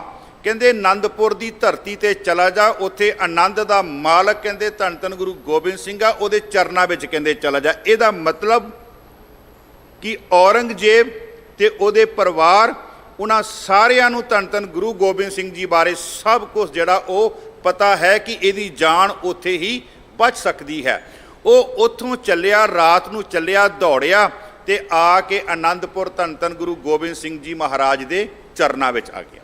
ਮਹਾਰਾਜ ਦੇ ਚਰਨਾਂ ਦੇ ਵਿੱਚ ਉਹਨੇ ਇੱਕ ਕਿਤਾਬ ਕਹਿ ਲਈਏ ਜਾਂ ਜੋ ਉਹਨੇ ਆਪਣੀ ਰਚਨਾ ਲਿਖੀ ਸੀ ਉਹ ਭੇਟ ਕੀਤੀ। ਉਹਦਾ ਨਾਮ ਸੀ ਬੰਦਗੀਨਾਮਾ। ਮਹਾਰਾਜ ਨੂੰ ਉਹਨੇ ਭੇਟ ਕੀਤੀ। ਮਹਾਰਾਜ ਨੇ ਉਹਦੀ ਰਚਨਾ ਪੜ੍ਹੀ। ਮਹਾਰਾਜ ਕਹਿੰਦੇ ਬੰਦਗੀਨਾਮਾ ਨਹੀਂ, ਇਹ ਜ਼ਿੰਦਗੀਨਾਮਾ ਹੈ। ਜਿਹੜਾ ਵੀ ਇਹਨੂੰ ਪੜ੍ਹੇਗਾ ਉਹਦੀ ਜ਼ਿੰਦਗੀ ਜਿਹੜੀ ਹੈ ਨਾ ਉਹ ਬਦਲ ਜਾਵੇਗੀ। ਤੇ ਉਹ ਗੁਰੂ ਗੋਬਿੰਦ ਸਿੰਘ ਜੀ ਮਹਾਰਾਜ ਦੇ ਘਰ ਦੇ ਵਿੱਚ ਸੇਵਾ ਕਰਨ ਲੱਗ ਪਿਆ। ਐਸੀ ਸੇਵਾ ਕੀਤੀ ਕਿ ਅੱਜ ਹਰ ਸਿੱਖ ਜਿਹੜਾ ਨਾ, ਹਰ ਪ੍ਰਚਾਰਕ ਜਿਹੜਾ ਨਾ, ਭਾਈ ਨੰਦ ਲਾਲ ਜੀ ਦੀ ਬਾਣੀ ਜਿਹੜੀ ਹੈ, ਰਚਨਾ ਜਿਹੜੀ ਹੈ, ਉਹ ਗੁਰੂ ਗ੍ਰੰਥ ਸਾਹਿਬ ਦੇ ਹਜ਼ੂਰ ਹਰ ਇਤਿਹਾਸਕ ਸਥਾਨ, ਹਰ ਅਸਥਾਨ ਤੇ ਉਹ ਪੜ੍ਹਦਾ। ਕਹਿਣ ਤੋਂ ਭਾਵ ਜਿਹੜਾ ਗੁਰੂ ਦੀ ਸ਼ਰਨ ਵਿੱਚ ਆਇਆ, ਗੁਰੂ ਨੇ ਉਹਨੂੰ ਫਰਸ਼ਾਂ ਤੋਂ ਚੱਕ ਕੇ ਅਰਸ਼ਾਂ ਤੇ ਪਹੁੰਚਾ ਦਿੱਤਾ। ਇਹ ਗੁਰੂ ਦੀ ਸ਼ਰਨ ਹੈ ਜੀ। ਜਿਹੜਾ ਗੁਰੂ ਦੀ ਸ਼ਰਨ ਵਿੱਚ ਆਇਆ, ਗੁਰੂ ਨੇ ਉਹਨੂੰ ਫਰਸ਼ਾਂ ਤੋਂ ਚੱਕ ਕੇ ਅਰਸ਼ਾਂ ਤੇ ਪਹੁੰਚਾ ਦਿੱਤਾ। ਔਰ ਗੁਰੂ ਗੋਬਿੰਦ ਸਿੰਘ ਜੀ ਮਹਾਰਾਜ ਦੇ ਜਿਹੜੇ 52 ਕਵੀ ਸਨ ਨਾ, 52 ਕਵੀਆਂ ਦਾ ਉਹਨੂੰ ਸਿਰਮੌਰ ਕਵੀ ਥਾਪ ਦਿੱਤਾ। ਗੁਰੂ ਗੋਬਿੰਦ ਸਿੰਘ ਜੀ ਮਹਾਰਾਜ ਦੇ ਆਨੰਦਪੁਰ ਸਾਹਿਬ ਦਾ ਲੰਗਰ ਜਿਹੜਾ ਸੀ, ਲੰਗਰ ਦਾ ਜਿਹੜਾ ਸਾਰਾ ਪ੍ਰਬੰਧ ਸੀ ਭਾਈ ਨੰਦ ਲਾਲ ਜੀ ਕੋਲ। ਇਸ ਲਈ ਭਾਈ ਨੰਦ ਲਾਲ ਜੀ ਨੇ ਫਿਰ ਜਦੋਂ ਗੁਰੂ ਗੋਬਿੰਦ ਸਿੰਘ ਜੀ ਦੀ ਸਿਫਤ ਕਰਦੇ ਨਾ, ਨਾਸਰ ਓ ਮਨਸੂਰ ਗੁਰਗੋ ਬਿੰਦ ਸਿੰਘ ਇੱਜ਼ਤ ਏ ਮਨਜ਼ੂਰ ਗੁਰਗੋ ਬਿੰਦ ਸਿੰਘ, ਬਹੁਤ ਉਹਨਾਂ ਨੇ ਗੁਰੂ ਸਾਹਿਬ ਦੀ ਸਿਫਤ ਕੀਤੀ। ਇੱਥੋਂ ਤੱਕ ਉਹਨਾਂ ਨੇ ਗੁਰੂ ਨਾਨਕ ਦੇਵ ਜੀ ਦੇ ਨਾਨਕ ਸ਼ਬਦ ਜਿਹੜਾ ਉਹਦੇ ਉਹਨਾਂ ਨੇ ਅਰਥ ਕੀਤੇ, ਹਰਦੋ ਨੂਨ ਨਾਮ ਪਾਕਸ਼ ਨਈਮ व ਨਸੀਰ व ਅਲਫ ਮਿਆਨਾ ਆਹਦ ਕਾਫ ਆਖਰੀ ਕਬੀਰ। ਖੈਰ ਮੈਂ ਇਹਦੀ ਅਰਥ ਨਹੀਂ ਕਰਨੇ। ਮਹਾਰਾਜ ਕਹਿਣ ਤੋਂ ਭਾਵ ਕਿ ਜਿਹੜਾ ਭਾਈ ਨੰਦ ਲਾਲ ਜੀ ਇੱਕ ਧੁਰੰਤਰ ਵਿਦਵਾਨ ਫਾਰਸੀ ਦਾ ਗੁਰੂ ਦੀ ਸ਼ਰਨ ਵਿੱਚ ਆਇਆ, ਗੁਰੂ ਨੇ ਫਰਸ਼ਾਂ ਤੋਂ ਚੱਕ ਕੇ ਅਰਸ਼ਾਂ ਤੇ ਪਹੁੰਚਾ ਦਿੱਤਾ। ਹੁਣ ਉਹ ਜਿਹੜਾ ਗੁਰੂ ਘਰ ਵਿੱਚ ਪੈਦਾ ਹੋਇਆ, ਜਿਹੜਾ ਗੁਰੂ ਦੇ ਬਿੰਦ ਤੋਂ ਪੈਦਾ ਹੋਇਆ, ਉਹ ਜਦੋਂ ਗੁਰੂ ਦੀ ਸ਼ਰਨ ਤੋਂ ਬਾਹਰ ਗਿਆ, ਮੈਂ ਗੱਲ ਕਰਨ ਲੱਗਾ ਬਾਬਾ ਰਾਮ ਰਾਏ ਦੀ। ਗੁਰੂ ਹਰਿਰਾਏ ਸਾਹਿਬ ਜੀ ਨੇ ਆਪਣੇ ਪੁੱਤਰ ਨੂੰ ਵੱਡਾ ਜਾਣ ਕੇ ਉਹਨਾਂ ਨੂੰ ਦਿੱਲੀ ਦੀ ਧਰਤੀ ਤੇ ਭੇਜਿਆ। ਉਹਨਾਂ ਨੇ ਉੱਥੇ 72 ਉਹਨਾਂ ਨੇ ਉੱਥੇ ਕਰਾਮਾਤਾਂ ਦਿਖਾਈਆਂ। ਕਰਾਮਾਤਾਂ ਦਿਖਾਉਣ ਤੋਂ ਬਾਅਦ ਇੱਥੋਂ ਤੱਕ ਨਹੀਂ ਰੁਕਿਆ ਤੇ ਉਹਨੇ ਗੁਰੂ ਗ੍ਰੰਥ ਸਾਹਿਬ ਜੀ ਦੀ ਪੰਕਤੀ ਬਦਲਤੀ। ਤੁਸੀਂ ਇਹ ਸਾਖੀ ਸੁਣੀ ਹੋਈ ਹੈ, ਮਿੱਟੀ ਮੁਸਲਮਾਨ ਕੀ ਪੇੜੇ ਪਈ। ਉੱਥੇ ਉਹਨੇ ਕਹਿਤਾ ਕਿ ਇਹ ਲਿਖਾਰੀਆਂ ਦੇ ਕੋਲੋਂ ਗਲਤੀ ਹੋਈ ਹੈ, ਮਿੱਟੀ ਬਈ ਮਾਨ ਕੀ ਕਹਿ। ਜਦੋਂ ਇੰਨੀ ਗੱਲ ਕਹੀ ਤੇ ਗੁਰੂ ਹਰਿਰਾਏ ਸਾਹਿਬ ਜੀ ਨੇ ਨਾਲ ਜਿਹੜੇ ਸਿੱਖ ਗਏ ਸੀਗੇ, ਸਿੱਖ ਉੱਥੇ ਹੀ ਛੱਡ ਕੇ ਉਹਨੂੰ ਵਾਪਸ ਆ ਗਏ ਤੇ ਗੁਰੂ ਹਰਿਰਾਏ ਸਾਹਿਬ ਜੀ ਨੇ ਐਲਾਨ ਕੀਤਾ ਕਿ ਕਹਿੰਦੇ ਬਾਬਾ ਰਾਮ ਰਾਏ ਨੂੰ ਕਹੋ ਜਿੱਧਰ ਨੂੰ ਤੇਰਾ ਮੂੰਹ ਹੈ ਉਧਰ ਨੂੰ ਚਲਾ ਜਾ, ਵਾਪਸ ਕੀਰਤਪੁਰ ਦੀ ਧਰਤੀ ਤੇ ਨਾ ਆਵੀਂ, ਵਾਪਸ ਪੰਜਾਬ ਨਾ ਆਵੀਂ, ਮੈਨੂੰ ਆਪਣੀ ਸ਼ਕਲ ਨਾ ਦਿਖਾਵੀਂ। ਤੇ ਹੋਇਆ ਕਿ ਸਮਾਂ ਪਾ ਕੇ ਉਹਦੇ ਹੀ ਜਿਹੜੇ ਨਾਲ ਦੇ ਸਾਥੀ ਸੀਗੇ, ਮਹੰਤ ਸੀਗੇ, ਮਸੰਦ ਸੀਗੇ, ਉਹਨਾਂ ਨੇ ਹੀ ਉਹਨੂੰ ਰਜਾਈ ਵਿੱਚ ਨੱਪ ਕੇ ਉਹਨੂੰ ਮਾਰ ਦਿੱਤਾ। ਕਹਿਣ ਤੋਂ ਭਾਵ ਜਿਹੜਾ ਗੁਰੂ ਦੀ ਸ਼ਰਨ ਤੋਂ ਬਾਹਰ ਗਿਆ ਉਹਨੂੰ ਕਿਤੇ ਵੀ ਢੋਈ ਨਹੀਂ, ਨਾ ਇਸ ਥਾਂ ਤੇ ਢੋਈ, ਇਸ ਧਰਤੀ ਤੇ ਨਾ ਲੋਕ ਵਿੱਚ ਨਾ ਪਰਲੋਕ ਵਿੱਚ। ਜਿਹੜਾ ਗੁਰੂ ਦੀ ਸ਼ਰਨ ਵਿੱਚ ਆ ਗਿਆ, ਗੁਰੂ ਨੇ ਉਹਨੂੰ ਫਰਸ਼ਾਂ ਤੋਂ ਚੱਕ ਕੇ ਅਰਸ਼ਾਂ ਤੱਕ ਪਹੁੰਚਾ ਦਿੱਤਾ। ਤੇ ਅਸੀਂ ਬਚਨ ਵੀ ਪੜ੍ਹਦੇ ਹਾਂ, ਸਤਿਗੁਰ ਆਇਓ ਸਰਨ ਤੁਹਾਰੀ, ਮਿਲੇ ਸੂਖ ਨਾਮ ਹਰ ਸੋਭਾ, ਚਿੰਤਾ ਲਾਹੇ ਹਮਾਰੀ। ਅਸੀਂ ਰੋਜ਼ ਬਚਨ ਪੜ੍ਹਦੇ ਹਾਂ। ਜਦੋਂ ਸਵੇਰੇ ਗੁਰੂ ਗ੍ਰੰਥ ਸਾਹਿਬ ਜੀ ਮਹਾਰਾਜ ਦਾ ਪ੍ਰਕਾਸ਼ ਹੁੰਦਾ ਦਰਬਾਰ ਸਾਹਿਬ ਦੀ ਧਰਤੀ ਤੇ, ਉੱਥੇ ਸ਼ਬਦ ਪੜ੍ਹਿਆ ਜਾਂਦਾ, ਹਮ ਅਵਗੁਣ ਭਰੇ ਏਕ ਗੁਣ ਨਾਹੀ, ਅੰਮ੍ਰਿਤ ਛਾੜ ਬਿਖੇ ਬਿਖ ਖਾਈ, ਮਾਇਆ ਮੋਹ ਭਰਮ ਪੈ ਭੂਲੇ, ਸੁਤ ਦਾਰਾ ਸਿਉ ਪ੍ਰੀਤ ਲਗਾਈ। ਇੱਕ ਉੱਤਮ ਪੰਥ ਸੁਣਿਓ ਗੁਰ ਸੰਗਤ, ਤਹਿ ਮਿਲੰਤ ਜਮ ਤਰਾਸ ਮਿਟਾਈ। ਇੱਕ ਅਰਦਾਸ ਪੂਰੀ ਸਿੱਖ ਕੌਮ ਦਾ, ਪੂਰੀ ਲੋਕਾਈ ਦੇ ਆਗੂ ਬਣ ਕੇ ਭੱਟ ਸਾਹਿਬਾਨ ਗੁਰੂ ਰਾਮਦਾਸ ਦੇ ਚਰਨਾਂ 'ਚ ਅਰਦਾਸ ਕਰ ਰਹੇ ਆ। ਇੱਕ ਅਰਦਾਸ ਪਾਠ ਕੀਰਤ ਕੀ, ਪਟ ਕੀਰਤ ਜੀ ਅਰਦਾਸ ਕਰ ਰਿਹਾ, ਇੱਕ ਅਰਦਾਸ ਪਾਠ ਕੀਰਤ ਕੀ, ਗੁਰੂ ਰਾਮਦਾਸ ਰਾਖੋ ਸਰਨਾਈ। ਤੇ ਅਸੀਂ ਰੋਜ਼ਾਨਾ ਬਚਨ ਪੜ੍ਹਦੇ ਆ। ਮੈਂ ਬੇਨਤੀ ਕਰਦਾ ਹੁੰਨਾ, ਜਦੋਂ ਸਿੱਖਾ ਤੂੰ ਮੱਥਾ ਟੇਕਦਾ ਨਾ, ਮੱਥਾ ਟੇਕਣ ਤੋਂ ਪਹਿਲਾਂ 1 ਮਿੰਟ ਲਗਾ ਲਿਆ ਕਰ ਰੁਕ ਕੇ, ਇੰਨਾ ਕੁ ਪੜਿਆ ਕਰ, ਜਪ ਤਪ ਸੰਜਮ ਧਰਮ ਨਾ ਕਮਾਇਆ, ਸੇਵਾ ਸਾਧ ਨਾ ਜਾਣਿਆ ਹਰ ਰਾਇਆ। ਹੱਲੇ ਮੱਥਾ ਨਹੀਂ ਟੇਕਣਾ, ਖੜੇ ਹੋ ਕੇ। ਕਿੰਨਾ ਕੁ ਸਮਾਂ ਲੱਗਾ? 1 ਮਿੰਟ ਵੀ ਨਹੀਂ ਲੱਗਿਆ। ਜਪ ਤਪ ਸੰਜਮ ਧਰਮ ਨਾ ਕਮਾਇਆ, ਇਹ ਤਿੰਨੋਂ ਚੀਜ਼ਾਂ ਸੀ ਕਮਾਉਣ ਵਾਲੀਆਂ। ਸੇਵਾ ਸਾਧਨਾ ਜਾਣਿਆ ਹਰ ਰਾਇਆ। ਤੇ ਸਾਹਮਣੇ ਖੜਾ ਹੋ ਕੇ ਕਮਿਟ ਕਰ, ਕਹੋ ਨਾਨਕ ਹਮ ਨੀਚ ਕਰਮਾ, ਮੇਰੇ ਤੋਂ ਮਾੜਾ ਮਹਾਰਾਜ ਕੋਈ ਹੋਰ ਹੈ ਹੀ ਨਹੀਂਗਾ। ਜਿੰਨੇ ਮੇਰੇ ਕਰਮ ਨੀਚ ਆ ਨਾ, ਕੋਈ ਕਿਸੇ ਹੋਰ ਦੇ ਹੈ ਹੀ ਨਹੀਂ। ਜਪ ਤਪ ਸੰਜਮ ਧਰਮ ਨਾ ਕਮਾਇਆ, ਸੇਵਾ ਸਾਧਨਾ ਜਾਣਿਆ ਹਰ ਰਾਇਆ, ਕਹੋ ਨਾਨਕ ਹਮ ਨੀਚ ਕਰਮਾ। ਤੇ ਫਿਰ ਮੱਥਾ ਟੇਕ, ਸਰਨ ਭਰੇ ਕੀ ਰਾਖੋ। ਹੁਣ ਮੈਂ ਮੱਥਾ ਟੇਕਣ ਲੱਗਾ। ਮਹਾਰਾਜ ਇੱਥੇ ਕਹਿੰਦੇ ਹੈ ਕਿ ਗੁਰੂ ਦੀ ਸੰਗਤ ਵਿੱਚ ਆ ਕੇ ਨਾ, ਗੁਰੂ ਦੀ ਸੰਗਤ ਵਿੱਚ ਆ ਕੇ ਤੇ ਉਸ ਪਰਿਪੂਰਨ ਪਰਮਾਤਮਾ ਦੇ ਚਰਨਾਂ ਦੇ ਵਿੱਚ, ਉਹਦੀ ਸ਼ਰਨ ਵਿੱਚ ਆਓ। ਮਹਾਰਾਜ ਫਰਮਾਉਂਦੇ, ਸਾਧ ਸੰਗ ਤਾਕੀ ਸਰਣੀ ਪਰੋ, ਤਾਕੀ ਸਰਣੀ ਪਰੋ। ਹੁਣ ਅੱਗੇ ਬੜੀ ਪਿਆਰੀ ਪੰਕਤੀ, ਮਹਾਰਾਜ ਕਹਿੰਦੇ, ਮਨ ਤਨ ਆਪਣਾ ਆਗੇ ਧਰੋ। ਤਨ ਤਾਂ ਆ ਗਿਆ, ਤਨ ਤਾਂ ਆ ਗਿਆ, ਤੁਹਾਡਾ ਵੀ ਆ ਗਿਆ, ਮੇਰਾ ਵੀ ਆ ਗਿਆ। ਕਿਸੇ ਮਜਬੂਰੀ ਵਸ ਵੀ ਆ ਸਕਦੇ ਆਪਾਂ, ਹੈ ਨਾ। ਜੇ ਨਾ ਹੋਵੇ ਤੇ ਕਈ ਵਾਰੀ ਮਜਬੂਰੀ ਵਸ ਵੀ ਤਨ ਆ ਗਿਆ, ਪਰੰਤੂ ਮਨ ਤਾਂ ਸਾਡਾ ਬਾਹਰ ਹੀ ਭਟਕਦਾ ਫਿਰਦਾ ਨਾ। ਤੇ ਸਾਧ ਸੰਗਤ ਜੀ, ਗੁਰੂ ਗ੍ਰੰਥ ਸਾਹਿਬ ਜੀ ਮਹਾਰਾਜ ਵਿੱਚ ਪੂਰੀ ਖੇਡ ਹੀ ਜਿਹੜੀ ਆ ਉਹ ਮਨ ਦੀ ਖੇਡ ਹੈ। ਜੇ ਕਿਤੇ ਇਹ ਮਨ ਕਾਬੂ ਆ ਜਾਵੇ ਨਾ, ਤੇ ਮਨ ਵੈਸੇ ਆ ਜਾਂਦਾ। ਮਹਾਰਾਜ ਕਹਿੰਦੇ, ਮਨ ਵਸ ਆਵੇ ਨਾਨਕਾ ਜੇ ਪੂਰਨ ਕਿਰਪਾ, ਜੇ ਕਿਤੇ ਉਹਦੀ ਕਿਰਪਾ ਹੋ ਜਾਵੇ। ਮਹਾਰਾਜ ਕਹਿੰਦੇ, ਮਨ ਤਨ ਆਪਣਾ ਆ ਗਏ ਧਰੋ। ਆਪਣਾ ਮਨ ਤੇ ਆਪਣਾ ਤਨ ਉਸ ਪਰਿਪੂਰਨ ਪਰਮਾਤਮਾ ਦੇ ਚਰਨਾਂ ਦੇ ਵਿੱਚ ਆਪਣਾ। ਮਨ ਤੇ ਤਨ ਦੇ ਆਪਾਂ ਹੋਰ ਅਰਥ ਕਰ ਲਈਏ ਅੱਗੇ। ਆਪਣੀਆਂ ਇੰਦਰੀਆਂ ਜਿਹੜੀਆਂ, ਉਹ ਸਾਰੀਆਂ ਜਿਹੜੀਆਂ, ਉਹਨਾਂ ਨੂੰ ਗੁਰੂ ਗ੍ਰੰਥ ਸਾਹਿਬ ਦੇ ਚਰਨਾਂ ਦੇ ਅੱਗੇ ਰੱਖ। ਤੇ ਬਾਬਾ ਫਰੀਦ ਜੀ ਕਹਿੰਦੇ ਆ, ਆਜ ਮਿਲਾਵਾਂ ਸੇਖ ਫਰੀਦ, ਟਾਕਮ ਕੁੰਜੜੀਆਂ ਮਨੋ ਮਚਿੰਦੜੀਆਂ। ਕਹਿੰਦੇ ਜੇ ਤੂੰ ਕਿਤੇ ਇਹਨਾਂ ਇੰਦਰੀਆਂ ਨੂੰ ਕਹਿੰਦੇ ਕਾਬੂ ਕਰ ਲਵੇਂ ਨਾ, ਤੇ ਤੈਨੂੰ ਪਰਮਾਤਮਾ ਕਹਿੰਦੇ ਅੱਜ ਹੀ ਮਿਲ ਜਾਵੇ। ਮਹਾਰਾਜ ਫਰਮਾਉਂਦੇ, ਆਜ ਮਿਲਾਵਾਂ ਸੇਖ ਫਰੀਦ, ਟਾਕਮ ਕੁੰਜੜੀਆਂ। ਕਿਉਂ ਜੀ? ਮਨੋ ਮਚਿੰਦੜੀਆਂ। ਇਹਨਾਂ ਨੇ ਹੀ ਅੰਦਰ ਕਹਿੰਦੇ ਅੱਗ ਲਾਈ ਹੋਈ ਹੈ। ਮਹਾਰਾਜ ਫਰਮਾਉਂਦੇ, ਮਨ ਤਨ ਆਪਣਾ ਆ ਗਏ ਧਰੋ।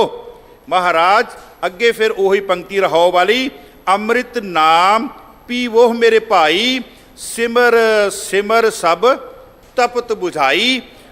ਅੰਮ੍ਰਿਤ ਰੂਪੀ ਨਾਮ ਜਿਹੜਾ ਉਹ ਪੀਣਾ ਕਰੋ, ਸਿਮਰ ਸਿਮਰ ਸਭ ਤਪਤ ਬੁਝਾਈ। ਤੇ ਉਸ ਪਰਿਪੂਰਨ ਪਰਮਾਤਮਾ ਦਾ ਨਾਮ ਜਿਹੜਾ ਸਿਮਰ ਕੇ, ਉਸ ਨੂੰ ਚੇਤੇ ਕਰਕੇ ਤੇਰੇ ਅੰਦਰ ਦੀ ਜਿਹੜੀ ਅਗਨ ਹੈ ਉਹ ਬੁਝ ਜਾਵੇਗੀ। ਇੱਥੇ ਤੱਕ ਰਹਾਉ ਦੀ ਪੰਕਤੀ। ਅੱਗੇ ਮਹਾਰਾਜ ਫਰਮਾਉਂਦੇ, ਤਜ ਅਭਿਮਾਨ ਜਨਮ ਮਰਨ ਨਿਵਾਰੋ। ਰਹਾਉ ਤੇ ਜਿਹੜੀ ਅਗਲੀ ਪੰਕਤੀ ਹੈ, ਤਜ ਅਭਿਮਾਨ। ਅੰਦਰਲਾ ਕਹਿੰਦੇ ਜਿਹੜਾ ਹੰਕਾਰ ਨਾ ਉਹ ਛੱਡ ਦੇ। ਮੈਂ ਨਾ ਇਹ ਪੰਕਤੀ ਦੇ ਅਰਥ ਇੱਕ ਸਾਖੀ ਨਾ ਕਰਾਂਗਾ। ਕੱਲ ਆਪਾਂ ਧੰਨ ਧੰਨ ਗੁਰੂ ਅੰਗਦ ਦੇਵ ਜੀ ਮਹਾਰਾਜ ਦਾ ਦਿਵਸ ਬਣਾ ਕੇ ਗਏ ਹਾਂ, ਗੁਰਤਾ ਗੱਦੀ ਦਿਵਸ। ਤੇ ਗੁਰੂ ਅੰਗਦ ਦੇਵ ਜੀ ਮਹਾਰਾਜ ਦੇ ਕੋਲ ਇੱਕ ਬ੍ਰਾਹਮਣ ਆਇਆ। ਉਸ ਬ੍ਰਾਹਮਣ ਦਾ ਨਾਮ ਭਾਈ ਗੁਰਦਾਸ ਜੀ ਨੇ ਜੋਧ ਰਸੋਈਆ ਦੇਵਤਾ ਕਰਕੇ ਲਿਖਿਆ। ਉਹਨਾਂ ਦੀ ਜਿਹੜੀ ਵਾਰ ਹੈ, ਜਦੋਂ ਸਿੱਖਾਂ ਦੀ ਨਾਮਵਲੀ ਲਿਖਦੀ ਹੈ, ਨਾਮਾਵਲੀ, ਉਹਦੇ ਵਿੱਚ ਪੰਕਤੀ ਹੁੰਦੀ ਹੈ ਜੋਧ ਰਸੋਈਆ ਦੇਵਤਾ। ਬ੍ਰਾਹਮਣ ਸੀ ਨਾ, ਤੇ ਉਹਨਾਂ ਨੇ ਸਤਿਕਾਰ ਦੇ ਨਾਲ ਨਾਮ ਲਿਖਿਆ। ਉਹ ਜੋਧ ਆਇਆ, ਭਾਈ ਜੋਧ ਜੀ ਆਏ।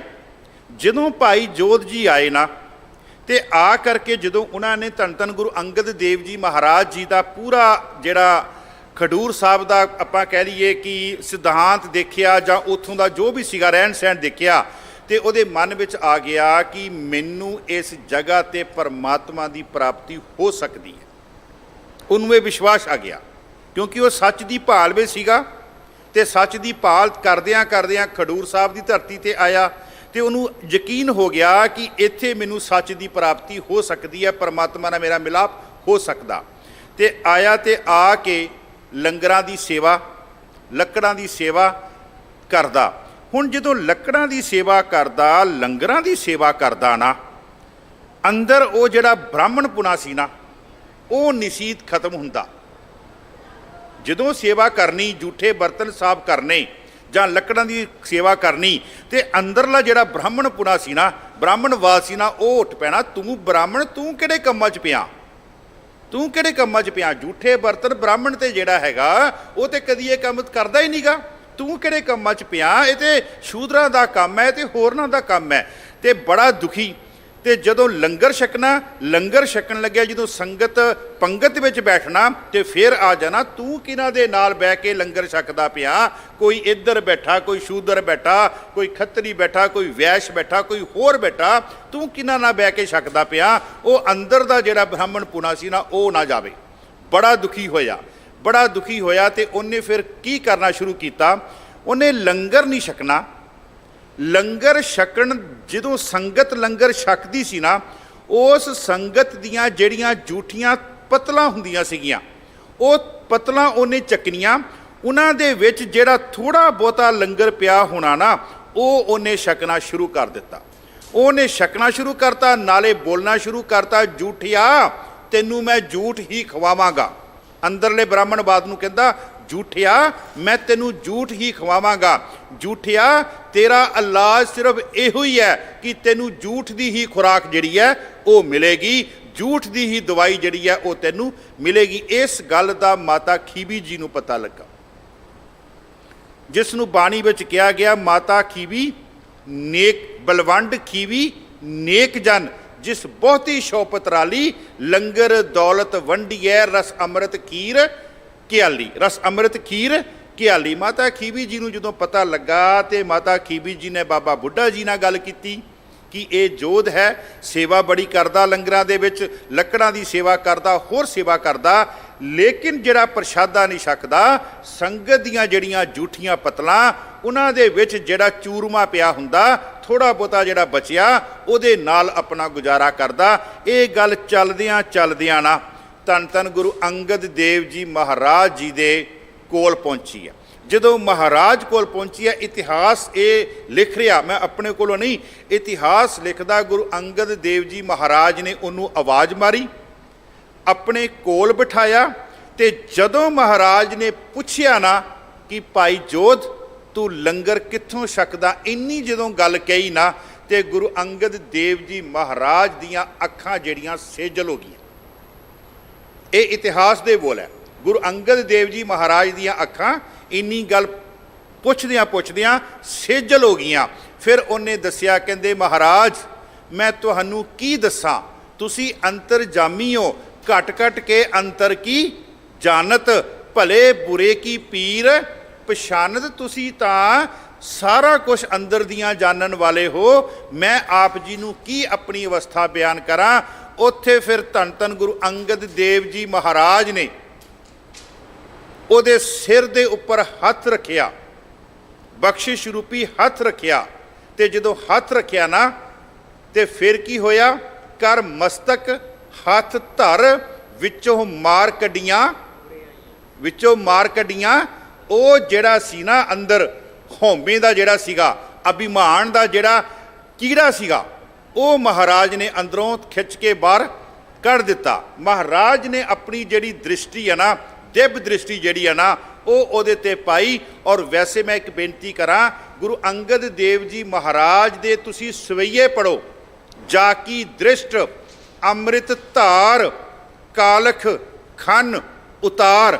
ਗੁਰੂ ਅੰਗਦ ਦੇਵ ਜੀ ਮਹਾਰਾਜ ਦੀ ਦ੍ਰਿਸ਼ਟੀ ਜਿਹੜੀ ਹੈ ਨਾ, ਉਹ ਐਸੀ ਦ੍ਰਿਸ਼ਟੀ ਹੈ, ਪਟ ਸਾਹਿਬਾਨ ਉਹਨਾਂ ਦੀ ਸਿਫਤ ਕਰਦੇ ਹੈ, ਕਹਿੰਦੇ ਜਿਹਦੇ ਉੱਪਰ ਵੀ ਗੁਰੂ ਅੰਗਦ ਦੇਵ ਜੀ ਮਹਾਰਾਜ ਦੀ ਦ੍ਰਿਸ਼ਟੀ ਪੈਂਦੀ ਹੈ ਨਾ, ਉਹਦੇ ਅੰਦਰ ਦਾ ਜਿਹੜਾ ਹਨੇਰਾ ਨਾ, ਉਹ 1 ਮਿੰਟ ਵਿੱਚ ਜਿਹੜਾ 1 ਸਕਿੰਟ ਵਿੱਚ ਜਿਹੜਾ, ਜਿਹਨੂੰ ਅਸੀਂ ਕਹਿੰਦੇ ਹਾਂ ਬਲਿਹਾਰੀ ਗੁਰ ਆਪਣੇ ਦਿਹਾੜੀ ਸਦਵਾਰ, ਜਿਨ ਮਾਨਸ ਤੇ ਦੇਵਤੇ ਕੀਏ ਕਰਤ ਨਾ ਲਾਗੀ, ਉਹਨੂੰ ਸਮਾਂ ਨਹੀਂ ਲੱਗਦਾ, ਜਿਨ ਮਾਨਸ ਤੇ ਦੇਵਤੇ ਕੀਏ ਕਰਤ ਨਾ ਲਾਗੀ ਵਾਰ। ਮੈਂ ਬੇਨਤੀ ਕਰ ਰਿਹਾ ਸੀਗਾ, ਤੇ ਉਹ ਭਾਈ ਜੋਧ ਜਿਹੜਾ ਨਾ, ਭਾਈ ਜੋਧ ਜੇ ਅੰਦਰੋਂ ਅਭਿਮਾਨ ਦਾ ਜਿਹੜਾ ਕੀੜਾ ਸੀ ਨਾ, ਹੰਕਾਰ ਦਾ ਜਿਹੜਾ ਕੀੜਾ ਸੀ ਨਾ, ਉਹ ਗੁਰੂ ਸਾਹਿਬ ਨੇ ਹੱਥ ਰੱਖ ਕੇ ਉਹਦੇ ਸਿਰ ਦੇ ਉੱਪਰ, ਔਰ ਆਪਣੀ ਪਾਵਨ ਪਵਿੱਤਰ ਜਿਹੜੀ ਦ੍ਰਿਸ਼ਟੀ ਹੈ, ਉਹ ਜਦੋਂ ਮਹਾਰਾਜ ਨੇ ਉਹਦੇ ਪਾਈ ਤੇ ਉਹਦੇ ਅੰਦਰੋਂ ਉਹਨਾਂ ਨੇ ਬਾਹਰ ਕੱਢ ਦਿੱਤਾ। ਇੱਥੇ ਮਹਾਰਾਜ ਕਹਿੰਦੇ ਤਜ ਅਭਿਮਾਨ ਜਨਮ ਮਰਨ ਨਿਵਾਰੋ। ਤੇ ਅਸੀਂ ਬਚਨ ਵੀ ਪੜ੍ਹਦੇ ਹਾਂ, ਸੋ ਕਹੋ ਟਲ ਗੁਰ ਸੇਵੀਐ, ਅਹਨਸ ਸਹਿਜ ਸੁਭਾਏ, ਦਰਸ਼ਨ ਪਰਸਿਆ ਗੁਰੂ ਕੇ, ਜਨਮ ਮਰਨ ਦੁੱਖ। ਇਹ ਗੁਰੂ ਦੀ ਬਖਸ਼ਿਸ਼ ਹੈ ਜੀ, ਇਹ ਗੁਰੂ ਦਾ ਬਿਰਦ ਹੈ ਜੀ। ਪਰੰਤੂ ਜੇਕਰ ਅਸੀਂ ਭਾਵਨਾ ਤੇ ਸ਼ਰਧਾ ਦੇ ਨਾਲ ਗੁਰੂ ਦੇ ਚਰਨਾਂ ਵਿੱਚ ਆਈਏ, ਮਹਾਰਾਜ ਇੱਥੇ ਫਰਮਾਉਂਦੇ ਤਜ ਅਭਿਮਾਨ, ਆਪਣੇ ਅੰਦਰ ਦਾ ਕਹਿੰਦੇ ਅਭਿਮਾਨ ਛੱਡ ਦੇ, ਕਹਿੰਦੇ ਕਿਉਂਕਿ ਹਉਮੈ ਨਾਵੇ ਨਾਲ ਵਿਰੋਧ ਹੈ, ਦੋਏ ਨਾ ਵਸੇ। ਹਉਮੈ ਦੀਰਘ ਰੋਗ ਹੈ, ਇਹ ਬੜਾ ਭੈੜਾ ਰੋਗ ਹੈ ਜੀ, ਬੜਾ ਵੱਡਾ ਰੋਗ ਹੈ ਜੀ। ਮਹਾਰਾਜ ਕਹਿੰਦੇ ਹਉਮੈ ਦੀਰਘ ਰੋਗ ਹੈ, ਇਹ ਬਹੁਤ ਵੱਡਾ ਮਹਾਰਾਜ ਕਹਿੰਦੇ ਰੋਗ ਹੈ। ਤਜ ਅਭਿਮਾਨ, ਇਸ ਅਭਿਮਾਨ ਨੂੰ ਕਹਿੰਦੇ ਛੱਡ, ਇਸ ਹੰਕਾਰ ਨੂੰ ਕਹਿੰਦੇ ਛੱਡ। ਤਜ ਅਭਿਮਾਨ ਜਨਮ ਮਰਨ ਨਿਵਾਰੋ, ਹਰ ਕੇ ਦਾਸ ਕੇ ਚਰਨ ਨਮਸਕਾਰੋ। ਹਰ ਕੇ ਦਾਸ ਕੇ, ਜਿਹੜਾ ਉਸ ਪਰਮਾਤਮਾ ਦਾ ਦਾਸ ਹੈ, ਜਿਹੜਾ ਉਸ ਪਰਮਾਤਮਾ ਦਾ ਸੇਵਕ ਹੈ, ਉਹਦੇ ਕਹਿੰਦੇ ਚਰਨਾਂ ਦੇ ਵਿੱਚ ਕਹਿੰਦੇ ਨਮਸਕਾਰ ਕਰੋ। ਪਰ ਹੋਵੇ ਉਸ ਪਰਮਾਤਮਾ ਦਾ ਸੇਵਕ, ਮੇਰੇ ਵਰਗਾ ਕਿਤੇ ਪਖੰਡੀ ਨਾ ਹੋਵੇ, ਜਿਹਨੂੰ ਮਹਾਰਾਜ ਕਹਿੰਦੇ ਆ ਜੋ ਦੀਸੇ ਗੁਰ ਸਿੱਖੜਾ, ਤਿਸ ਨਿਵ ਨਿਵ ਲਾਗੂ ਪਾਏ ਜੀਓ। ਮੈਂ ਨਾ ਮੈਨੂੰ ਗੱਲ ਯਾਦ ਆ ਗਈ, ਕਾਫੀ ਸਾਲ ਪਹਿਲਾਂ ਮੈਂ ਤੁਹਾਡੇ ਇੱਥੇ ਕਥਾ ਕਰ ਰਿਹਾ ਸੀਗਾ ਬਾਰ ਸਿੰਘ ਸਭਾ ਗੁਰਦੁਆਰੇ ਦੇ ਵਿੱਚ, ਮੈਨੂੰ ਉਹਦਾ ਨਾਮ ਵਿਸਰ ਗਿਆ। ਤੇ 4 ਦਿਨ ਦਾਸ ਦੀ ਉੱਥੇ ਹਾਜ਼ਰੀ ਸੀਗੀ। ਇੱਕ ਦਿਨ ਹਾਜ਼ਰੀ ਭਰੀ ਤੇ ਦੂਸਰੇ ਦਿਨ ਮੈਂ ਹਾਜ਼ਰੀ ਭਰਨ ਤੋਂ ਪਹਿਲਾਂ ਬੇਸਮੈਂਟ ਤੇ ਜਾ ਕੇ ਹੇਠਾਂ ਥੋੜ੍ਹਾ ਬੈਠ ਗਿਆ, ਆਪਣੇ ਆਪ ਨੂੰ ਸੈੱਟ ਕਰਨ ਵਾਸਤੇ, ਮਨ ਨੂੰ ਸੈੱਟ ਕਰਨ ਵਾਸਤੇ ਵੀ ਕਿੱਥੋਂ ਕਥਾ ਸ਼ੁਰੂ ਕਰਨੀ ਹੈ, ਕਿੱਦਾਂ ਕਰਨੀ, ਆਪਣੇ ਆਪ ਦੀ ਨਾ ਥੋੜ੍ਹਾ ਰਿਲੈਕਸ ਦੇ ਮੂਡ ਵਿੱਚ। ਤੇ ਜਦੋਂ ਮੈਂ ਬੈਠਾ ਇੱਕ ਚੇਅਰ ਤੇ ਇੱਕ ਬਜ਼ੁਰਗ ਔਰਤ, ਮੇਰੇ ਖਿਆਲ ਦੇ ਵਿੱਚ ਜ਼ਿਆਦਾ ਨਹੀਂ ਤੇ ਉਹ 70 ਤੋਂ 80 ਦੇ ਗੇੜ ਦੇ ਹੋਣਗੇ, ਉਹ ਆਏ ਤੇ ਮੈਂ ਨੀਵੀਂ ਪਾ ਕੇ ਬੈਠਾ ਤੇ ਆਪਣੇ ਆਪ ਨੂੰ ਆਪਣੇ ਜਿੱਦਾਂ ਕਹਿ ਲਓ ਕਿ ਆਪਣੀ ਕਥਾ ਦੀ ਸੈਟਿੰਗ ਕਰ ਰਹੇ ਹਾਂ, ਹੈ ਨਾ। ਤੇ ਉਹ ਬਜ਼ੁਰਗ ਔਰਤ ਮੇਰੇ ਪੈਰਾਂ ਨੂੰ ਆ ਕੇ ਪੈ ਗਈ। ਜਦੋਂ ਹੁਣ ਨੀਵੀਂ ਹੋਈ ਹੈ ਤੇ ਕੁਦਰਤੀ ਗੱਲ ਹੈ, ਸਿਰ ਉਹਨਾਂ ਦਾ ਚਿੱਟਾ ਸੀ, ਮੈਂ ਦੇਖ ਲਿਆ ਤੇ ਮੈਂ ਫਟਾਫਟ ਉੱਠਿਆ। ਮੈਂ ਕਿਹਾ ਮਾਤਾ ਤੂੰ ਇਹ ਕੀ ਕੀਤਾ? ਤੇ ਮੈਨੂੰ ਮਾਤਾ ਕਹਿੰਦੀ ਬਹਿ ਜਾ, ਕਹਿੰਦੀ ਟੇਕੇ। ਮਾਤਾ ਇੱਦਾਂ ਹੀ ਆਹ ਲਫ਼ਜ਼ ਬੋਲੇ, ਕਹਿੰਦੀ ਬਹਿ ਜਾ ਟੇਕੇ। ਮੈਂ ਕਿਹਾ ਮਾਤਾ ਤੂੰ ਮੇਰੇ ਪੈਰ ਨੂੰ ਹੱਥ ਲਾਇਆ? ਕਹਿੰਦੀ ਮੈਂ ਤੇਰਿਆਂ ਨੂੰ ਨਹੀਂ ਹੱਥ ਲਾਇਆ, ਜਿਹੜਾ ਤੇਰੇ ਵਿੱਚ ਕੱਲ ਬੋਲਦਾ ਸੀਗਾ ਮੈਂ ਉਹਨੂੰ ਹੱਥ ਲਾਇਆ। ਉਹਨੂੰ ਮੈਂ ਕਹਿੰਦੀ ਹੱਥ ਲਾਇਆ, ਜਿਹੜਾ ਕਹਿੰਦੀ ਤੇਰੇ ਵਿੱਚ ਬੋਲਦਾ ਸੀ। ਕਹਿੰਦੀ ਇੱਥੇ ਮਹਾਰਾਜ ਕਹਿੰਦੇ ਹੈ ਹਰ ਕੇ ਦਾਸ ਕੇ ਚਰਨ ਨਮਸਕਾਰੋ, ਜਿਹੜਾ ਕਹਿੰਦੇ ਉਸ ਪਰਮਾਤਮਾ ਦਾ ਦਾਸ ਹੈ, ਜਿਹੜਾ ਉਸ ਪਰਮਾਤਮਾ ਦੇ ਨਾਲ ਓਤ-ਪੋਤ ਹੈ, ਉਹਦੇ ਚਰਨਾਂ ਨੂੰ ਕਹਿੰਦੇ ਨਮਸਕਾਰ ਕਰੋ। ਫਿਰ ਅੱਗੇ ਮਹਾਰਾਜ ਫਰਮਾਉਂਦੇ ਸਾਸ ਸਾਸ ਪ੍ਰਭ ਮਨਹਿ ਸੰਭਾਲੇ, ਉਸ ਪਰਮਾਤਮਾ ਨੂੰ ਜਿਹੜਾ ਜਪਣਾ ਉਹਦਾ ਜਿਹੜਾ ਨਾਮ ਹੈ ਉਹ ਹਰ ਸਵਾਸ ਦੇ ਨਾਲ ਜਿਹੜਾ ਉਸ ਪਰਮਾਤਮਾ ਦਾ ਨਾਮ, ਜਿਹਨੂੰ ਭਗਤ ਤਰਲੋਚਨ ਜੀ ਕਹਿੰਦੇ ਹਾਥ ਪਾਉ ਕਰ ਕਾਮ ਸਭ ਚੀਤ ਨਿਰੰਜਨ। ਤੂੰ ਕੰਮ ਸਾਰੇ ਕਰਨੇ ਆਪਣੇ, ਜਿਹੜੇ ਤੇਰੇ ਰੋਜ਼ਾਨਾ ਦੇ ਕਾਰਜ ਆ ਉਹ ਕਰਨੇ ਹੈ, ਲੇਕਿਨ ਉਹਨਾਂ ਕਾਰਜਾਂ ਨੂੰ ਕਰਦਿਆਂ ਕਰਦਿਆਂ ਉਸ ਪਰਿਪੂਰਨ ਪਰਮਾਤਮਾ ਦੇ ਨਾਲ ਆਪਣਾ ਜਿਹੜਾ ਚੇਤਨ ਆ ਉਹ ਮਹਾਰਾਜ ਕਹਿੰਦੇ ਰੱਖਣਾ। ਮਹਾਰਾਜ ਫਰਮਾਉਂਦੇ ਸਾਸ ਸਾਸ ਪ੍ਰਭ ਮਨਹਿ ਸੰਭਾਲੇ। ਫਿਰ ਅੱਗੇ ਮਹਾਰਾਜ ਸਾਨੂੰ ਫਰਮਾਉਂਦੇ ਆ ਸੋ ਧਨ ਸੰਚੋਹ, ਉਹਦੀ ਕਮਾਈ ਕਰ। ਇੱਥੇ ਧਨ ਦਾ ਅਖਰੀ ਅਰਥ ਇਕੱਲਾ ਪੈਸਾ ਨਹੀਂ ਹੈ, ਧਨ ਦੇ ਬਹੁਤ ਰੂਪ ਜਿਹੜੇ ਆ ਗੁਰੂ ਗ੍ਰੰਥ ਸਾਹਿਬ ਵਿੱਚ ਹੈ, ਪਰੰਤੂ ਮੈਂ ਇੱਕੋ ਹੀ ਰੂਪ ਲਵਾਂਗਾ। ਇੱਥੇ ਧਨ ਦਾ ਅਖਰੀ ਅਰਥ ਹੈ ਨਾਮ। ਪਰਮਾਤਮਾ ਨੂੰ ਰਿਝਾਉਣ ਵਾਸਤੇ ਕੀਤੇ ਜਾਣ ਵਾਲੇ ਤੇਰੇ ਧਾਰਮਿਕ ਜਿਹੜੇ ਕਰਮ ਹੈ, ਧਾਰਮਿਕ ਕਰਮ ਕਹਿ ਰਿਹਾ, ਪਖੰਡ ਨਹੀਂ।